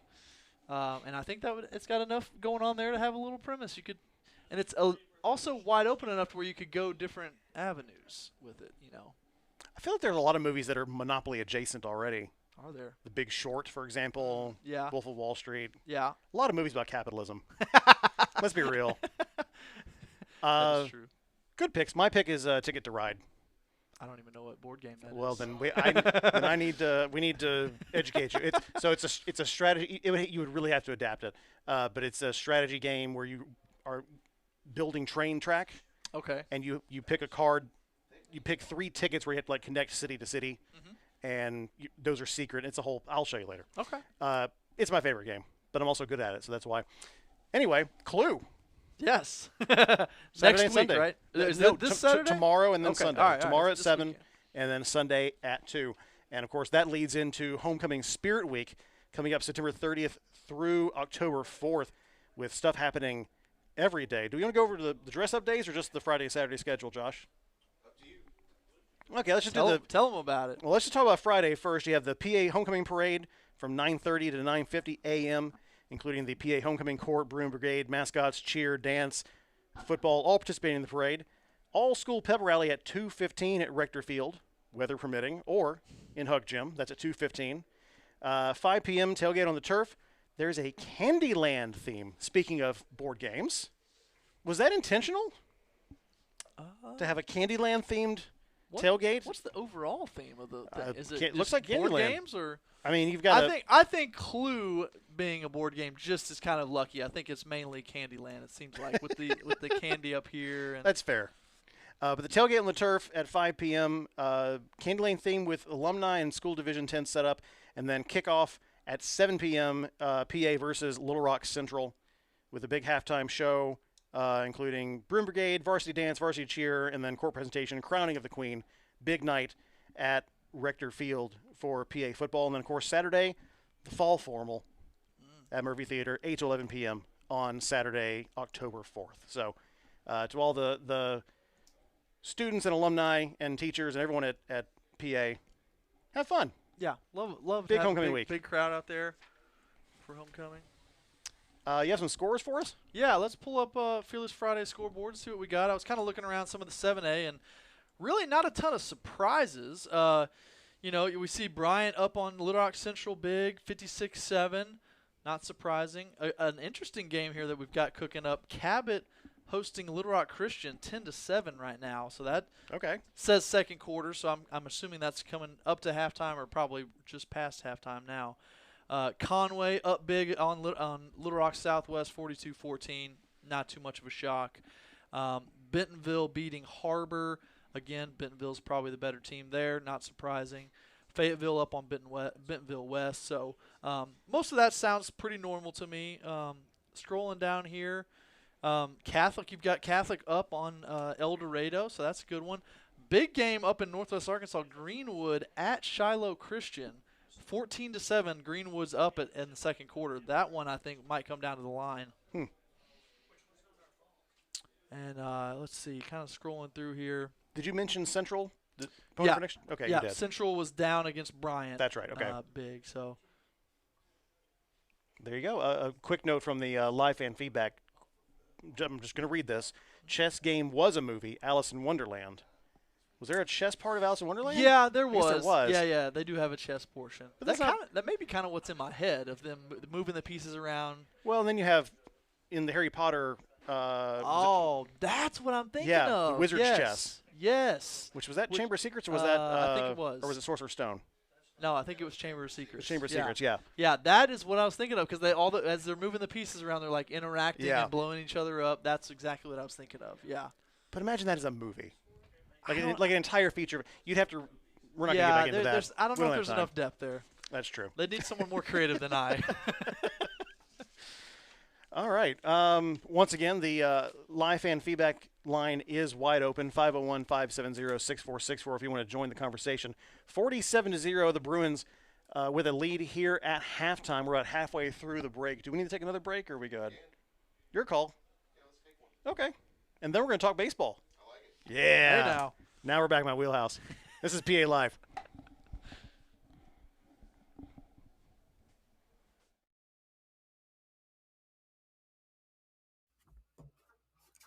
Please join us in congratulating the Pulaski Academy Student Athlete of the Week, Madison Sanders. Madison is a senior on our Lady Bruins basketball team. Her coach says that Madison is a great young lady that excels both on the court and in the classroom. She has an exceptional work ethic and is committed to being her best. Her enthusiasm is contagious. Madison is continually encouraging and supporting her teammates. Congratulations to Madison Sanders, the PA Student Athlete of the Week.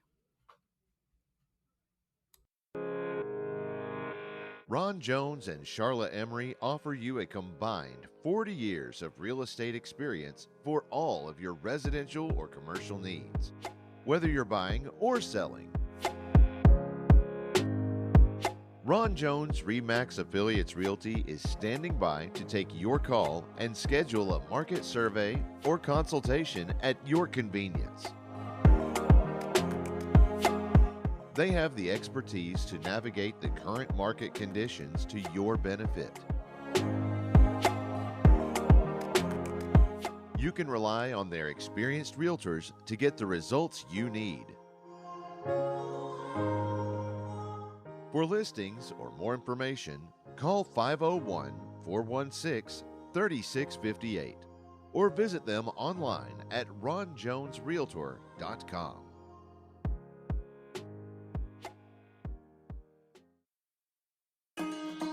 Whether you need a break or your pup just needs some playtime, Hounds Lounge provides unbeatable measures for an exciting day for your woofs. With a strong focus on health and safety, Hounds Lounge is committed to service your dog with the best possible care. They will spend their days socializing with furry friends and exercising in our supervised, cage-free indoor and outdoor play areas. Those spending a few days with us will spend their nights cozily tucked away in a personal pet suite for a comfortable night's rest, all while being cared for by our professionally trained staff 24/7. Learn more about our boarding, daycare, and grooming services at houndslounge.com. You know that Crown Trophy of Little Rock has every type of award to recognize athletes, students, and even coworkers. But more than that, Crown Trophy can customize drinkware, badges, and even rings. Whether you have people working for you or working hard on your team, show them your appreciation by recognizing them with something special from Crown Trophy of Little Rock. Visit them online at crowntrophy.com. At Akel's Carpet One, they can get it for you at wholesale. That's not just a slogan at Akel's Carpet One, it's their real money-saving story. You can get the lowest prices on carpets, floors, and real wood cabinets. They have nationwide buying power, low overhead, and local ownership that make all of this possible. Don't shop at the home centers or online when you can shop local and get the best wholesale prices. At Akel's Carpet One, we make it beautiful for less. AkelsCarpet1.com.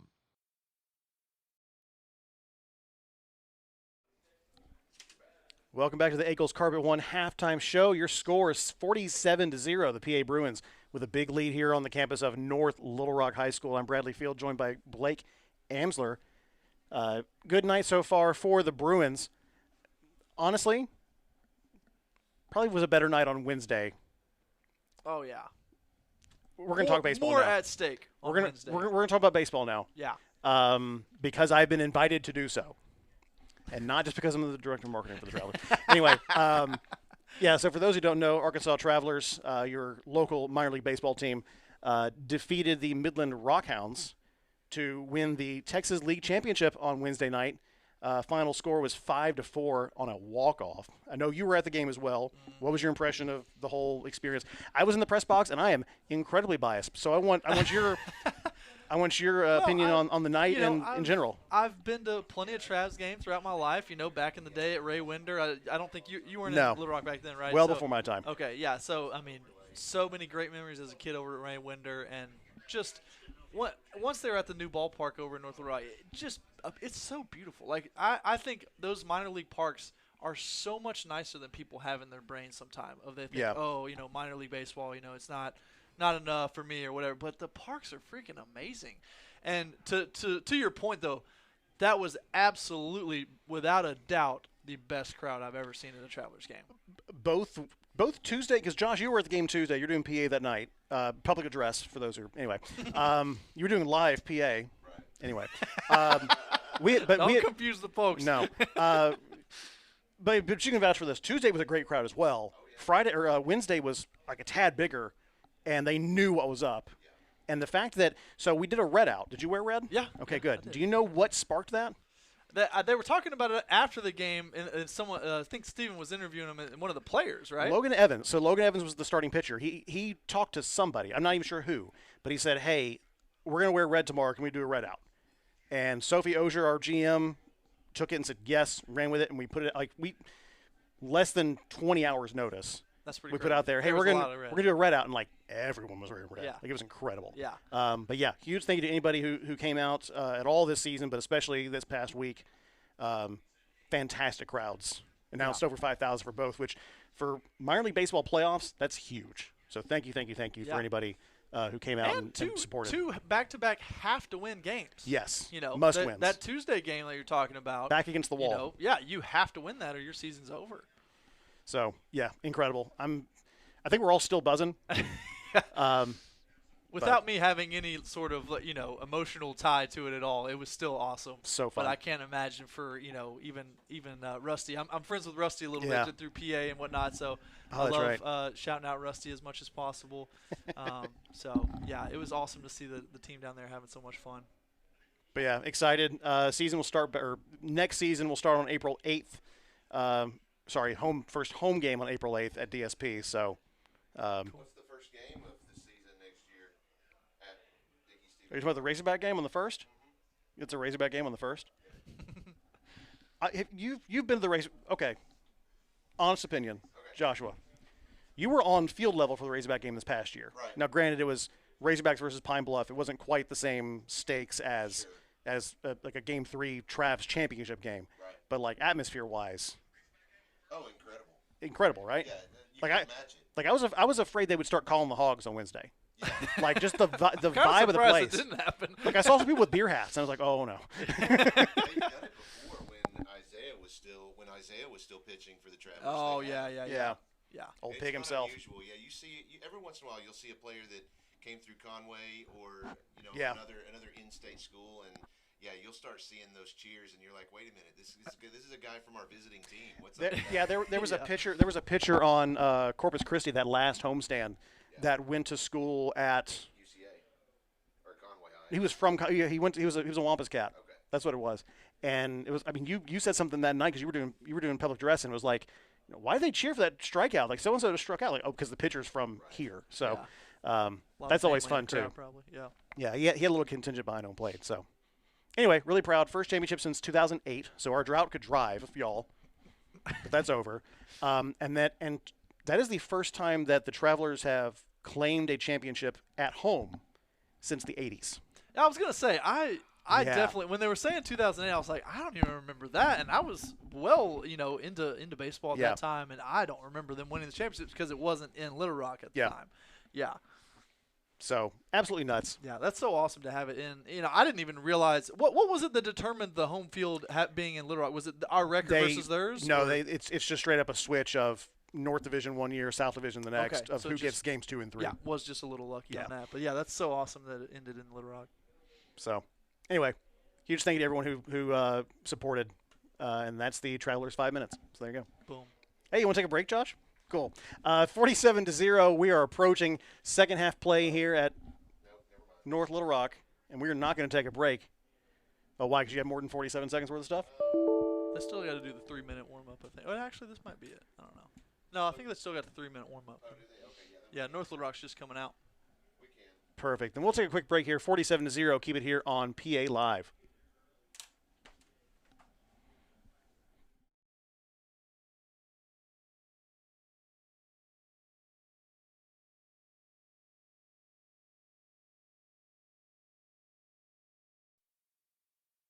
At Akel's Carpet One, they can get it for you at wholesale. That's not just a slogan at Akel's Carpet One, it's their real money-saving story.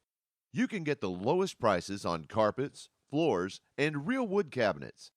They have nationwide buying power, low overhead, and local ownership that make all of this possible.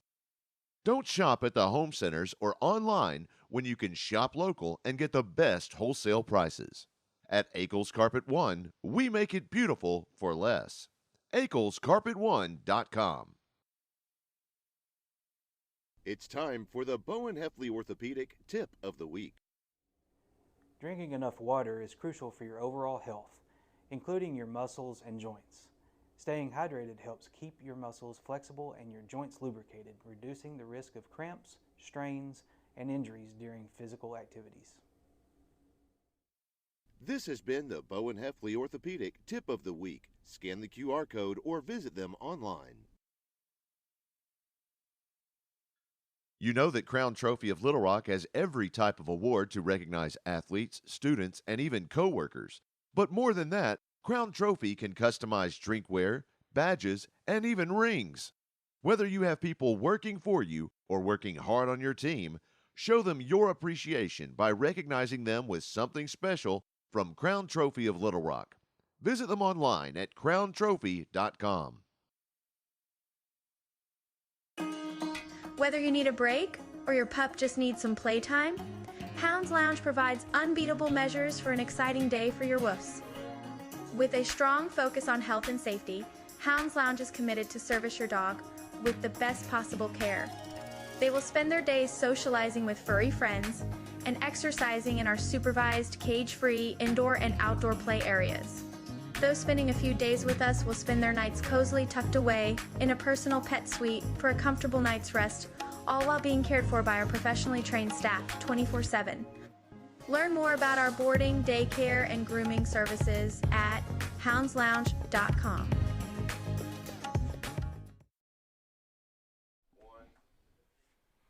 Welcome back to PA Live. Your score 47-0. Bruins with a commanding lead here. Approaching second half play on the campus of North Little Rock High School. I'm Bradley Field, joined by Blake Amsler. Tonight's broadcast brought to you by Crown Trophy of Little Rock. Thank you to Crown Trophy for being our presenting sponsor. So 47-0. We'll see a running clock here to start the second half, and you said that will not change at any point. Yeah. There's no threshold to go back to a normal clock. So nope. A little different vibe here for the second half. Yeah, it goes quick. I don't know. Have you been a part of these yet? I had one or two last season. Okay. Yeah, it goes fast. These 12 minutes just go straight through. And third quarter is usually when things get weird on the air, too. So apologies in advance for our podcast. I have a quick update from the live fan feedback line. Go Bruins from the Viking Cooking School crew. Okay. Viking Cooking School. I think that's down in Mississippi, isn't it? Ask me. Okay. It's a 501 number. Interesting. So. Well, I mean, where's our invites? Do we have a little PA Live discount code or something that we're supposed to use? Viking cooking class? Yeah, I might need some clarification on who you are and what we're cooking. Yeah, exactly. But they're consistent though, I see. They are. Yeah, each week. This is my first time at the wheel of the live fan feedback. So, hello. Oh, here we go. Man, I'm getting called out on a lot of these. All Blake, right. Mrs. Simons here, wanted to share with you some information I've received from Louisiana. Okay, regarding homecoming. Want to be sure you knew that Cheryl Watts has officially retired after 48 years of service to Pulaski Academy. We're planning to honor her at homecoming. Oh, awesome. On October 4th. Yeah. That's awesome. Man, 48 years, Miss Watts. Miss Watts was a college counselor there. And I think she was teaching, some of that early years. But for the last, since I knew her, the last 15, 20 of those, she was the college counselor and just an amazing, amazing, nice woman. I was going to say, I hope this is something we're supposed to read live on the air. Yeah, I thought you might like to share it also. Okay, good. Yeah. Yeah. So, hey, don't text any secrets to this line. Because we will blab it out. I will censor, but if it's a secret, don't do it. Bruins kicking off here to start the second half as the ball falls off the tee here. Well, we'll take secrets about Coach Taylor, though. So if his parents want to say anything, we'll air that out. I might have to hand you the laptop. I'm not going to get in the middle of that. A higher kick here to the sideline. So the Wildcats will take over 1st and 10 with good field position here to start the second half. So what adjustments, if any, do you think the Bruins make here in the second half? Oh, well, I mean, there's not much you really need to adjust. I think what the coaching staff probably went down there and talked about was getting the second groups ready to go and getting their mind right to come in. They've been sitting on the sideline, getting cold, getting rained on, and you got to really prepare yourself, to get in there and make some plays. Now, we're coming out with our same starters here, but I think fairly soon that we're going to see a lot of subs coming in here. As far as the Wildcats go, I mean, there is room for improvement. With a running clock, do you just keep running? You just start running the ball because it doesn't affect the clock at all, or do you have to air it out to try to get a big chunky yardage? I mean, I think at this point you're probably thinking that this game is over. Uh-oh, ball's out, I think. That was a quarterback keeper. I believe that was Jones. And Bruins take the ball away to start the second half. Well, that didn't last long. I was going to say, I think, this game's probably at hand anyway, so you probably just run your normal offense. I mean, run it, throw it, whatever you want to do. Make those improvements on things that you're supposed to be doing. Yeah, just try to do your normal stuff and do it better than you did and work and treat it as 24 minutes of practice time against a live opponent. Well, it will be 24 minutes because we have a rolling clock here with the sportsmanship rule. Bruins take over 1st and 10 on the Wildcat 41-yard line. Cobb in the shotgun, 2 receivers on either side. A handoff here to Walker. gain of 2 on the play as Javion Walker is brought down just inside the 40-yard line. Second down. And you see there, we see number 13, Sam Hurtado, coming out as a sophomore quarterback. So he's a JV quarterback. Oh, my mistake. Hurtado's out there, yes. Yeah. Well, Brandon was just out there. Okay, they just switched him out. Cool, so I didn't miss anything. Nope, you had it. You were all over it. Fantastic. And a new running back in, too. You got Bryce Gittens back there. Gittens with the handoff, moving to his left and brought down behind the line of scrimmage. Brings up third down, and they'll mark him 11 yards to gain. So, yeah, get those second teams in there, start training up next year's starters. Absolutely. Year after that. This is. I mean, a lot of people call this junk time, but this is a lot of learning time for this. This is basically your JV team out there that they are getting live varsity, senior high experience here. So this is invaluable. This is what keeps Bruin football, trained all the way down to the lower levels. It's when you reload instead of rebuild. Absolutely. Hurtado, screen pass to the left, and out of play after gain of 4. Is that Gittens? Yeah, I think Bryce caught it out there. Still short of the first down, so we'll bring up a Homer's Kitchen table 4th down. 4th and 8 to go. Here with 9:35 and the clock is rolling. Go ahead and start a timer on your phone. Do we have a live clock on the score, Bug? Oh, we do. Yeah, well, we can get away with it when it's a running clock. That's fair. Oh, pass is deep. Looking for Conan, but it's not going to be completed. Incomplete as they were inside the 5 on that play, but overshot it a little bit. So a turnover on downs. Wildcats will get the ball back basically where they started from. Here with 9:05 remaining in the third quarter.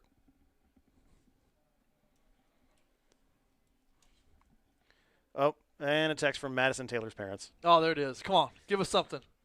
Quote, those secrets could not be on the air. Oh, man. Oh, Gail Taylor. I thought she was going to come with something good. Well, if I read it, you knew it wasn't going to be anything that juicy. Wildcats take over 1st and 10 from their own 39-yard line. Pass to the 45, complete. One tackle misses, and looks like he will get down just shy of the first down marker. Gain of 9 on the play. Yeah, eventually pushed out there by Jake Fuller, kind of backtracking. So 2nd down and 1. It's now I need to stand up and get back into position.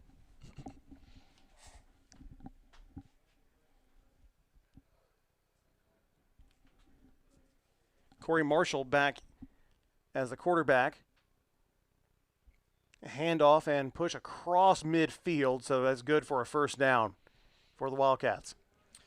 Something that goes through my head, we're kind of we're in our third quarter mentality here, so I'm going to kind of stray off here. But a football theory that people often say is if you have 2 quarterbacks, you have none. So in your opinion, do you think it hurt them to continually go back and forth with these quarterbacks and not give some continuity as right on cue the quarterback fumbles? Yeah, that was an awful high snap. Looks like the Wildcats did recover it. Loss of 3 on the play. So 2nd down and 13 as they're back on the North Little Rock side of the 50-yard line. That's a really good question.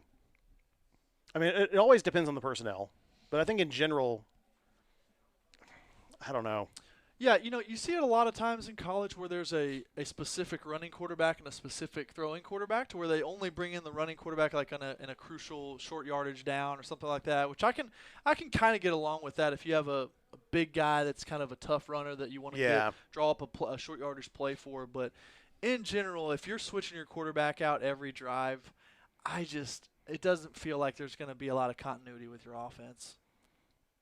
With that position being the position that touches the ball every play, it's a little different than when you have 2 running backs and one's a smash and one's a dash. Yeah, like exactly. that's a little different with a 1-2 punch. But when you do have 2 different quarterbacks, I definitely understand the argument. Yeah. 3rd down after that incomplete pass. Marshall looking to throw deep, and he does, and it is incomplete. Intended receiver falling down out of bounds. That is number 2. Yeah, it does look like it. Jontavius James, the intended receiver. Yeah, another good coverage by Joshua Roten. He's had Yes. a heck of a game tonight. Great coverage. Oftentimes been one-on-one with those receivers deep. I think he had the first pick. I believe that was him, if I remember right. That sounds right. So There's he's been so had many. just a tremendous game from Joshua Roten.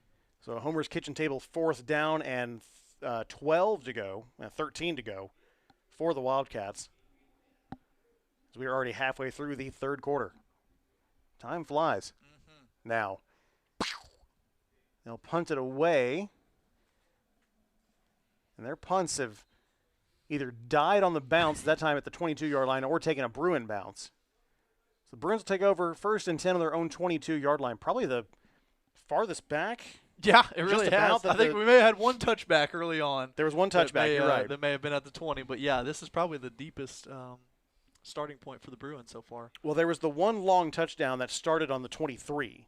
Right, yeah, we had that long 77-yard screen pass to Javion.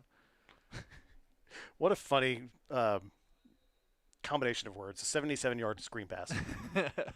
Just fantastic. Hurtado back out as quarterback. Woo. Complete to number 12.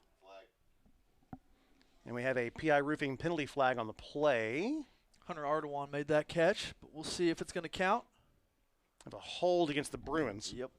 Going to back that up. Here with 4:15 and the clock rolling. Try to call out as many of these guys' names as I can. I know I see Luke Chandler, number 14, in at receiver. I can't see all the numbers right now. I do see Pierce Phelan in at offensive line, getting some snaps. Owen Duke at center. Hurtado. Pitch over to Gittens to the near side, the short side of the field. Woo! Oh! Hey. Big hit there at the 20-yard line. Yeah, picked up decent yards there, got around the corner, got to the edge. But, yeah, nice hit there by, was that number 24? I believe so. Number 24, Travis Young, a defensive back, 10th grader. Nice hit there. So a gain on that play. Brings up second down and 12. Another handoff to Gittens, now to the far side. Back to the 20, but nothing doing past that. So no gain. Brings up 3rd down. And, I was thinking that kid was running a little bit different than Gittens. That's actually Colin Hood, 26 in there now. So that's the next running back up. Now I see 26 went off. So now it is Gittens back in at 29. Can't be switching out 26 and I know, 29 yeah, and, that's a tough and us one to right actually there get for it. us. Goodness. They're asking a lot of us. Once again, we're a little separated from the action here, both in distance and in obstacles. Little bubble pass and some big yardage here, almost down to the 40-yard line. Big hit there. Wildcats are coming out strong on defense, but it's good enough for a Hounds Lounge 1st down. Yeah, another good screen pass. The screen game's been really working well. I know we had that one penalty holding call on the screen earlier in the evening, but still been 3 or 4 just beautifully executed ones. A lot of space for the receivers. So down to the Bruin 39-yard line here with 2:15 and the clock is rolling. 47-0. Bruins with a commanding lead. Handoff now to the near side. And a gain of about 1 on the play. And that is 29 Gittens on the carry. Looking down at this offensive line, I see number 64, Ethan Reynolds, in there. He got in earlier, but again, continuing from his center spot, sophomore. I see number 74, Ermon Tolbert, down there. I can't see the left tackle right now. Hurtado in the shotgun. 2 receivers on either side, ball in the near hash mark. A little bit of a botched handoff there, and Hurtado's just going to fall on it. Didn't lose the ball, but got darn close. And a loss back to the 35-yard line. Brings up 3rd down and 14 to go. Yeah, number 52, Luke Edwards, a nice-looking sophomore lineman in there at left tackle now. So some sophomores across the board getting some work in. That's just, again, me as a former O-line coach, getting these sophomore guys some varsity reps like this. I don't care if it's just a quick 2 quarters like this. It's good work for them. Absolutely. 3 receivers to the left for Hurtado. Complete. And again, some room after the screen pass down to the 45-yard line. Yeah, and that was number 14, Luke Chandler, a sophomore receiver, making a nice cut off of his block.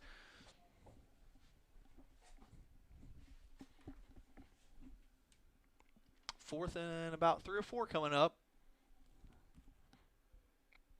A compact set here for the Bruins. Now look to the sideline, maybe change things up here. Plenty of time on the play clock.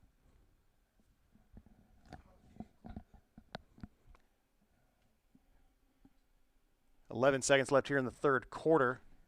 Airing it out, complete into Wildcat territory, out of bounds at the 40, almost the 45-yard line. And that will do it for the third quarter. And that was number 40, Cruz Wolf, sophomore receiver, making that catch. As like you said, into the third quarter, moving into the fourth. One thing I'll point out, that was a 4th and 4, midfield. Yeah. And it's nice just to see some confidence from the young quarterback, Hurtado back there. 4th and 4, the pressure's on. He got a little pressure from the defensive line, slung that ball in there and got the first. I mean, that's positives that you'll take away from a game like this, that you're like, he's got some juice to him. Well, the score has not changed, 47-0.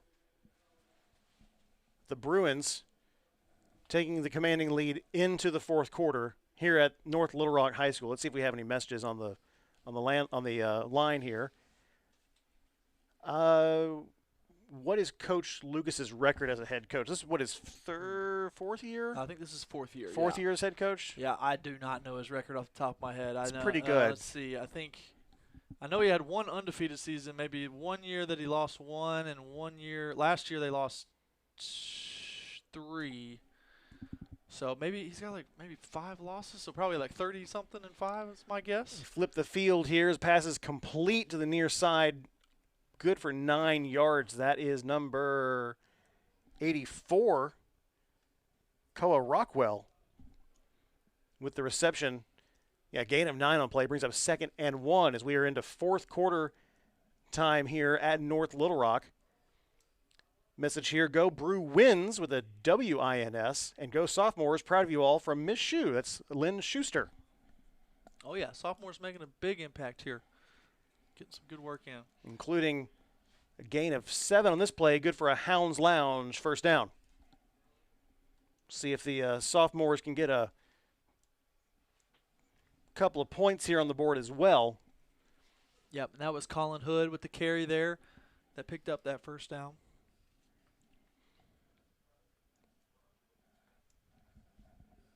Bruins just 10 minutes, 55 seconds away from their 4th win of the season.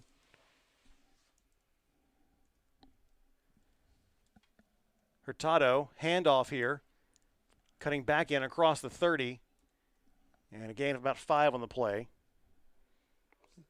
Believe that was Giddens. Here with 10:35 remaining in regulation.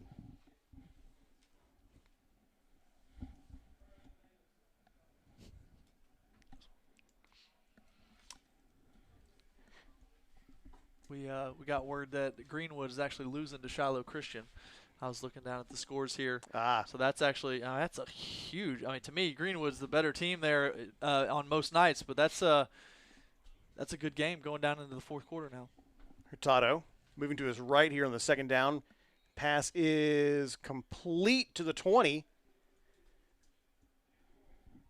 Should be enough for, yes it is, for a Hounds Lounge first down as we are right on the cusp of the Caldwell Toyota red zone.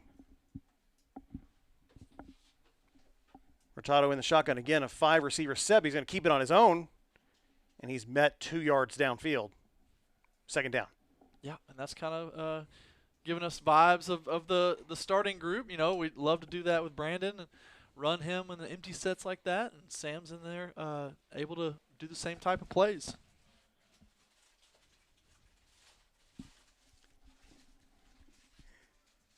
Second down and 8. Little pitch here to number 29, down to the 15-yard line. That's Gittens on the carry. Brings up third down for the Bruins.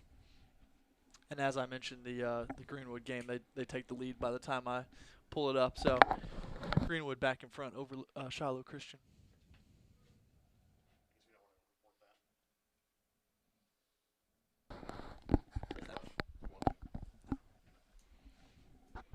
.848 remaining here in regulation.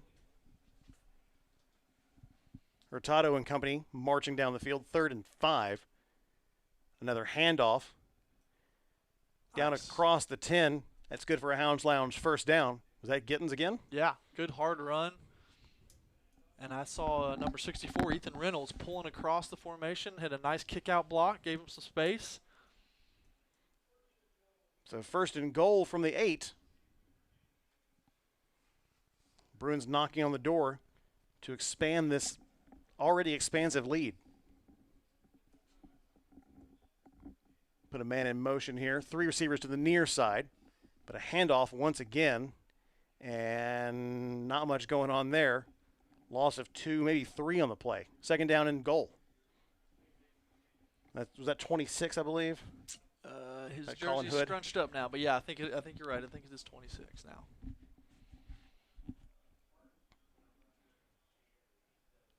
And they actually marked him at the 10. Still 2nd and goal.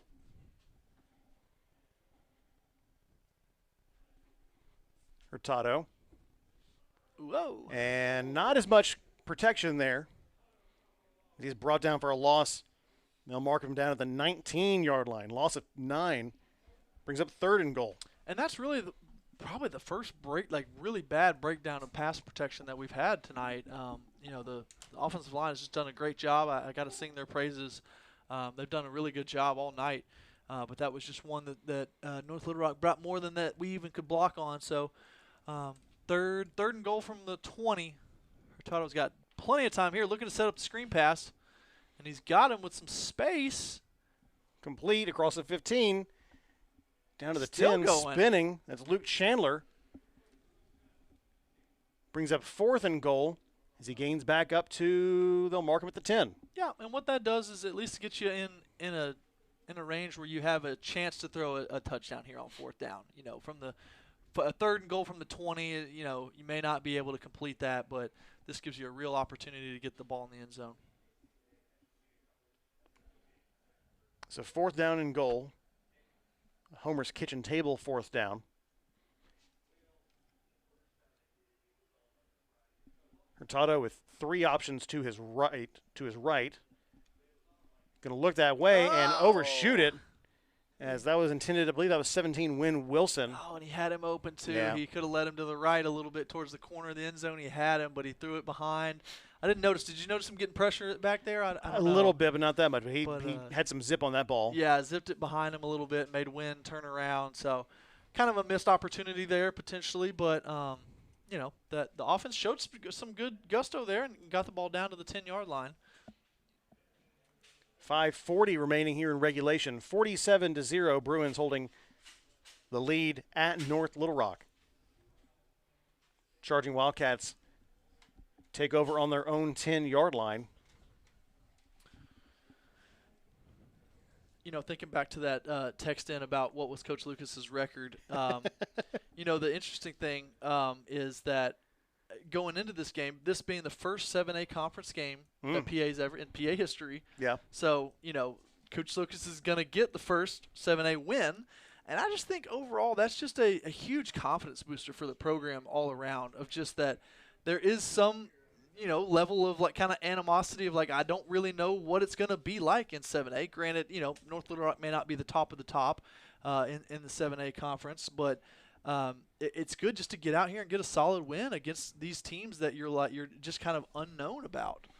2nd down. Long pass, I believe, broken up there by number 37, J. Ricks Abernathy, sophomore defensive back, with a good play there. 4.5 minutes to go. Brings up big 3rd down for the Charging Wildcats. 3rd and about 9 to go on their own 11, almost 12-yard line. Up right on the 12. The glass refracting the lines is really messing with yeah. over here on the corner. I don't know if you're dealing with it as bad as I am, but play clock down to 4. Wildcats trying to get set. Yeah, trying to have Marshall gets it off. No call there. Pass incomplete in the backfield. Brings up a Homer's Kitchen Table 4th down on their own 12-yard line. So defense showing a little fight here in the 4th quarter.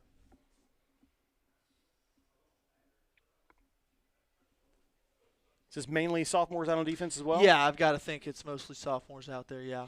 But they're holding their own. Yeah, they're doing well. See if they can close it out here on the 4th down. They may actually pull into punt now. Wildcats dealing with injuries and such here early in the season.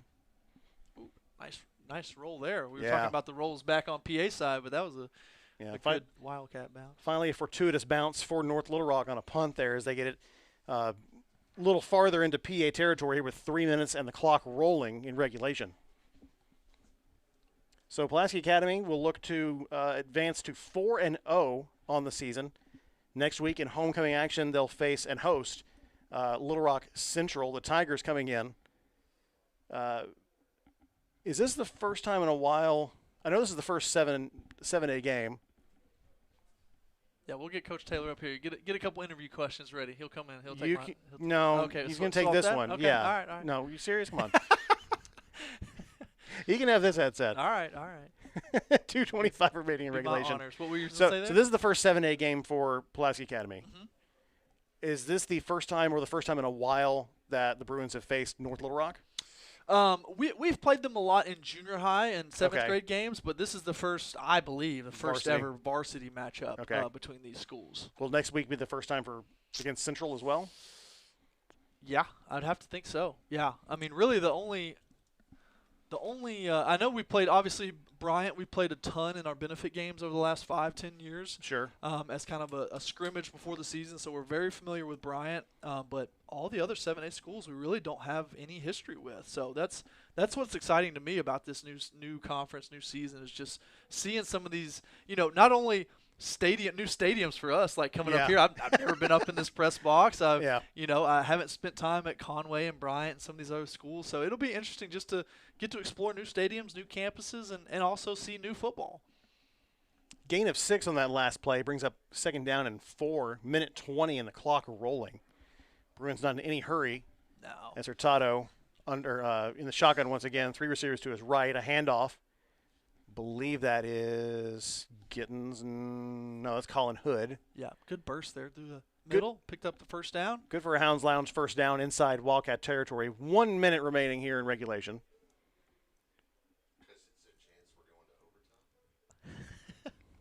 Is it not true, Josh? It is true. Okay. Look, Christina can leave, but we're still going to have the commentary in the background. Yeah, no kidding. That never leaves. No kidding.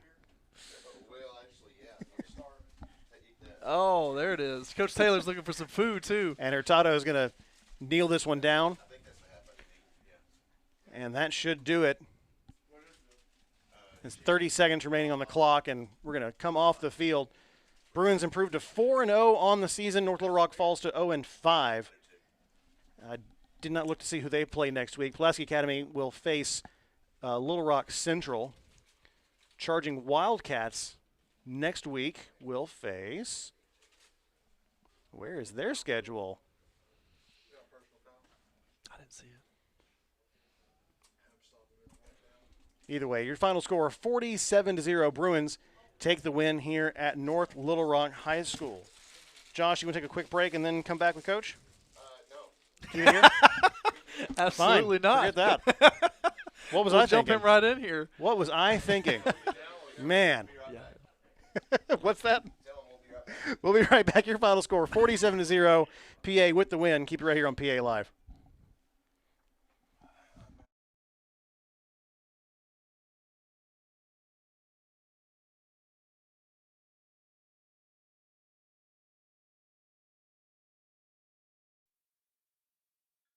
You know that Crown Trophy of Little Rock has every type of award to recognize athletes, students, and even coworkers. But more than that, Crown Trophy can customize drinkware, badges, and even rings. Whether you have people working for you or working hard on your team, show them your appreciation by recognizing them with something special from Crown Trophy of Little Rock. Visit them online at crowntrophy.com. At Caldwell Toyota, they are passionate about helping drivers find the vehicle that's right for them for the most affordable prices possible.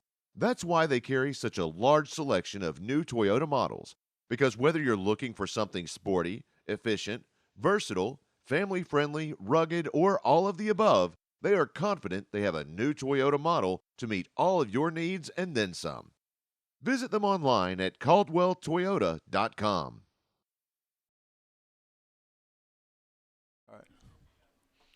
All right, welcome back into the booth here at Charging Wildcat Stadium, North Little Rock, Arkansas. I am joined in the booth now with Coach Madison Taylor, my dear friend. Yes. After a huge win against North Little Rock, 47-0 is your final score. Man, they cleared that scoreboard off fast. I'm glad I remembered that. But yeah, Coach Taylor here. You know, we were kind of talking a little bit before we came on air here. We thought us being right over your shoulder was going to be a huge deal. We were going to get inside and hear the coaches really get interactive. And we started talking on the broadcast. We were like, well, it kind of helps when you're up 28-0 in the first quarter and just kind of calms the whole crowd down, calms the team down. What were your thoughts on the opening of this game? You know, I think, anytime you're playing a team that struggled in non-conference, they're obviously saying, hey, it doesn't matter, which is really true. I mean, it's the first conference game. Everyone's on the same level. And, at the end of the day, I mean, it's a new season. And so we just talked to the kids. Coach Lucas, obviously, he does a great job, motivating the kids and talking to them. And, we just talked about how we needed to come out and play Bruin football. Obviously, we're fresh off the bye, which is good. And so I thought we came out and did what we needed to do. The interesting thing this year, and obviously it's going to get tougher as we go, and we all know that. A lot of times, like when teams have never played us before, the first time they play us, it's a major shock. Yep. And we didn't mention that, but that is a good point to bring up. And so like even, you saw that with West Monroe this year. I mean, they were just kind of like, wow, what's going on here? Yeah, the whole onside kick thing. You can see it, you can read about it, but really when your kids are in there fielding them every freaking time, it turns into a lot. Yeah, and, when you look at North Little Rock, I mean, they played – kind of the same thing happened to them last week, on a lesser scale. I mean, Catholic came out, got the lead, and then North Little Rock battled back in that ball game, though. I saw the ending score was pretty close. So, they're, definitely, they're a young football team. They got a few older guys, but they're, by and large, a young football team, and that showed tonight. And, overall, I thought, the bye, we handled it well, worked a lot on, just us, making, a few adjustments here and there with, the things we needed to work on, the fundamentals, the basics. And I think when people, when they have a bye, it can either be a great thing or not a great thing. And I think, we've, being in 6A and having that bye before the first round of the playoffs, we've kind of found a way to keep our stride. So yeah, that was something we kind of talked about the bye a little bit just as we came on at the beginning, but we didn't harp on it a lot. But yeah, it's an interesting thing from a coaching perspective of like on that extra week that you have, do you try to work on stuff that you could correct from last week, or do you focus on things you want to do this week? Probably a little bit of both. Mm-hmm. Do you guys have a philosophy around that? And obviously I know you Blake coached, for the Bruins and still does in some ways, but no, I didn't throw that in. But, I think the thing that makes us unique is, it's about our system and a system on both sides. And so what I mean by that is, we do so much, we have so much, offensively, defensively. And so I think, the important thing is that we just continue to work on various parts of our system.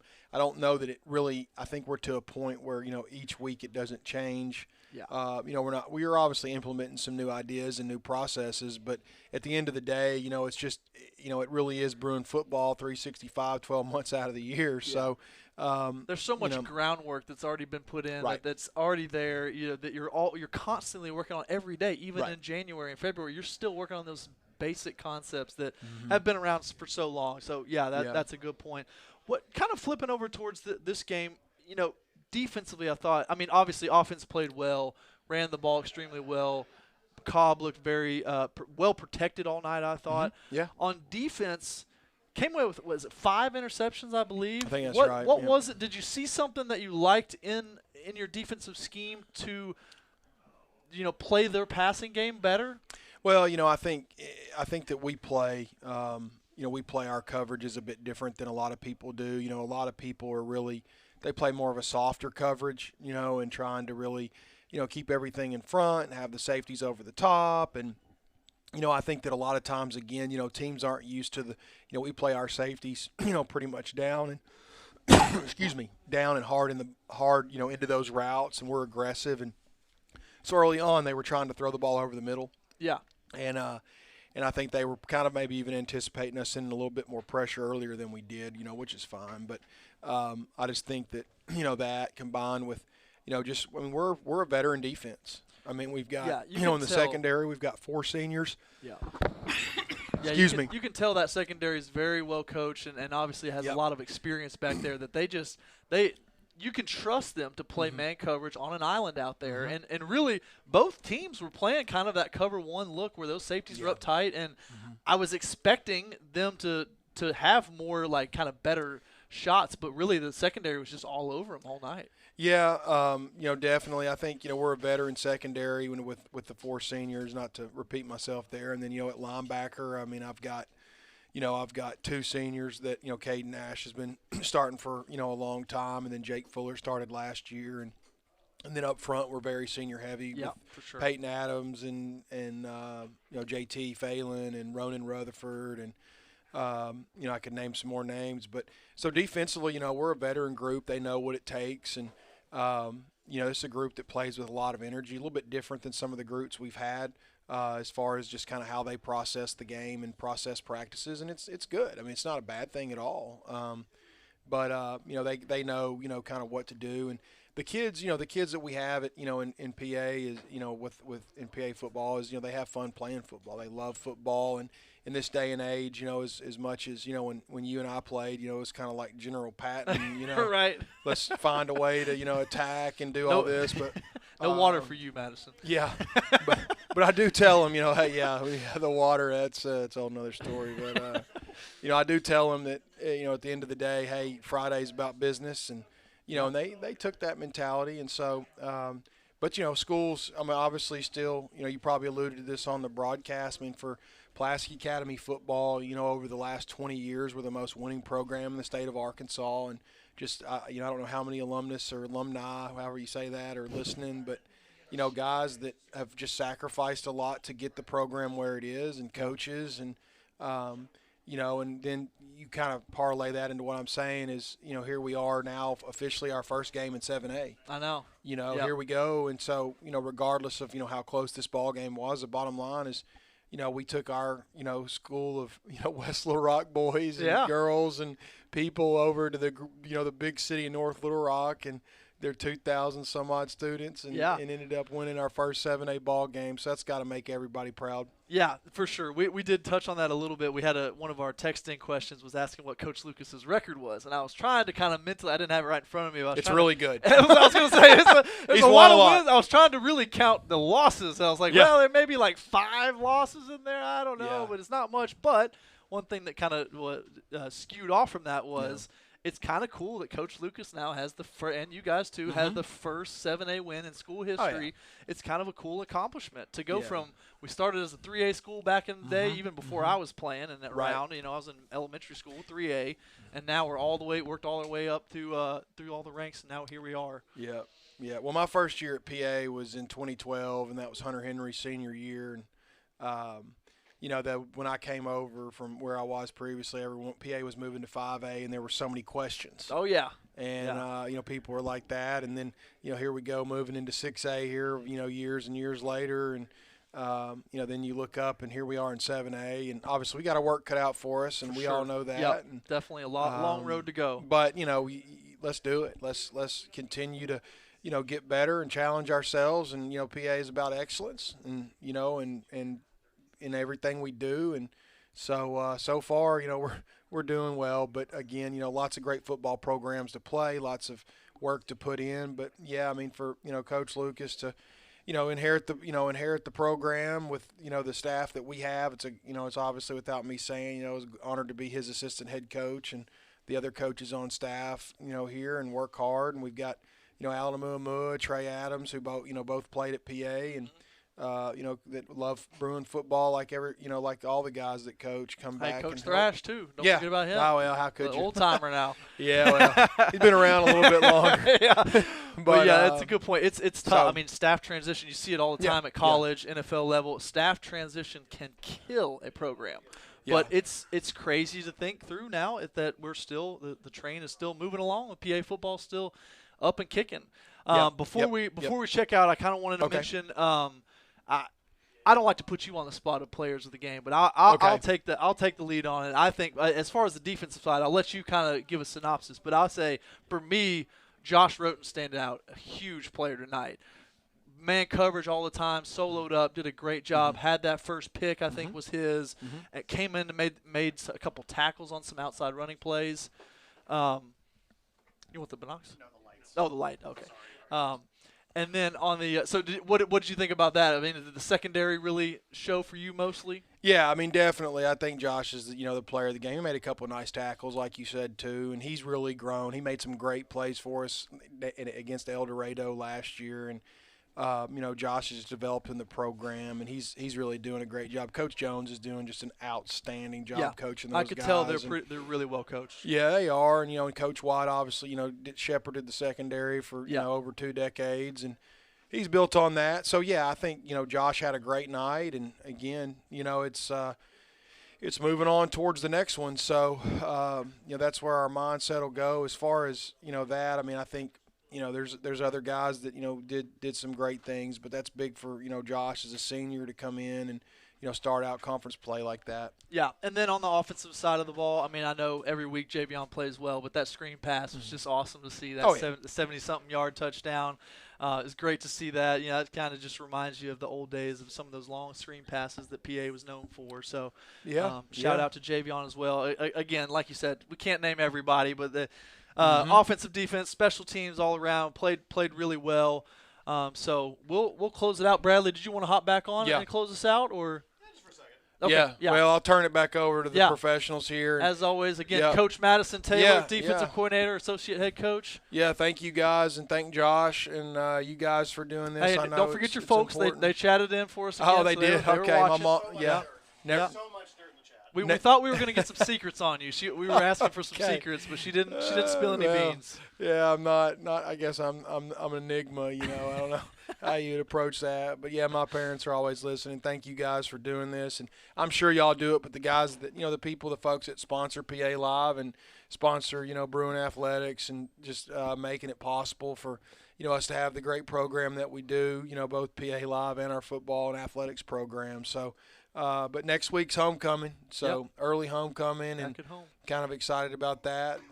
Definitely like getting the homecoming game, out of the way early in the year. All the things that come with that. All the festivities around the fun thing for me to leave a parting shot to a guy I'm real thankful for is, Chris Amsler will be the first time that the Little Rock Central Tigers. That's true. His alma mater coming right into his house. He's not listening right now, but Chris has done the PA at PA for. He's going to be a man divided. It's just, I don't know if he's going to be wearing his Bruin gear, or he may have a Central T-shirt or something underneath. Yeah, it'll be in his heart. It'll be in his heart. But no, thanks to Chris for everything he does. So I'll get out of you guys' way. Go Bruins, and we'll talk to you guys next week. All right, man. Good to see you. All right, brother. Thank you. Thanks, Coach. Yep, appreciate you as well. All right. Thanks to Coach Taylor for coming in and talking. Great job. Yeah. Your final score 47-0. Most importantly, the perfect prediction. Now, we don't know how perfect this prediction was, but the winning prediction is Rhonda Robinson.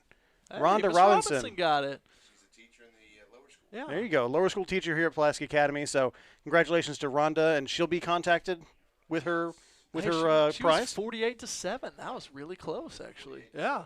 48-7. Great call.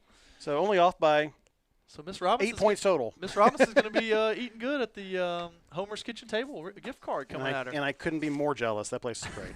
So, but yeah, 47-0 final score. Fantastic work by the Bruins tonight, getting the win and improving to 4-0. Charging Wildcats fall to 0-5. Blake, any final thoughts before we get out of here? Props to you and I. First duo game together. Not bad. And again, Josh on the text behind the scenes. So a very smooth broadcast. And hey, we've had some back and forth ones, but this seemed to be a very smooth stream. So yeah, looking forward to next week. Josh, I don't know your sign off, so here's the mic. You don't have to use mine. You can use your own. That's all right. Yeah, you're going to have to come up with your own. Thanks, everybody, for watching. Good night, good luck, and 73.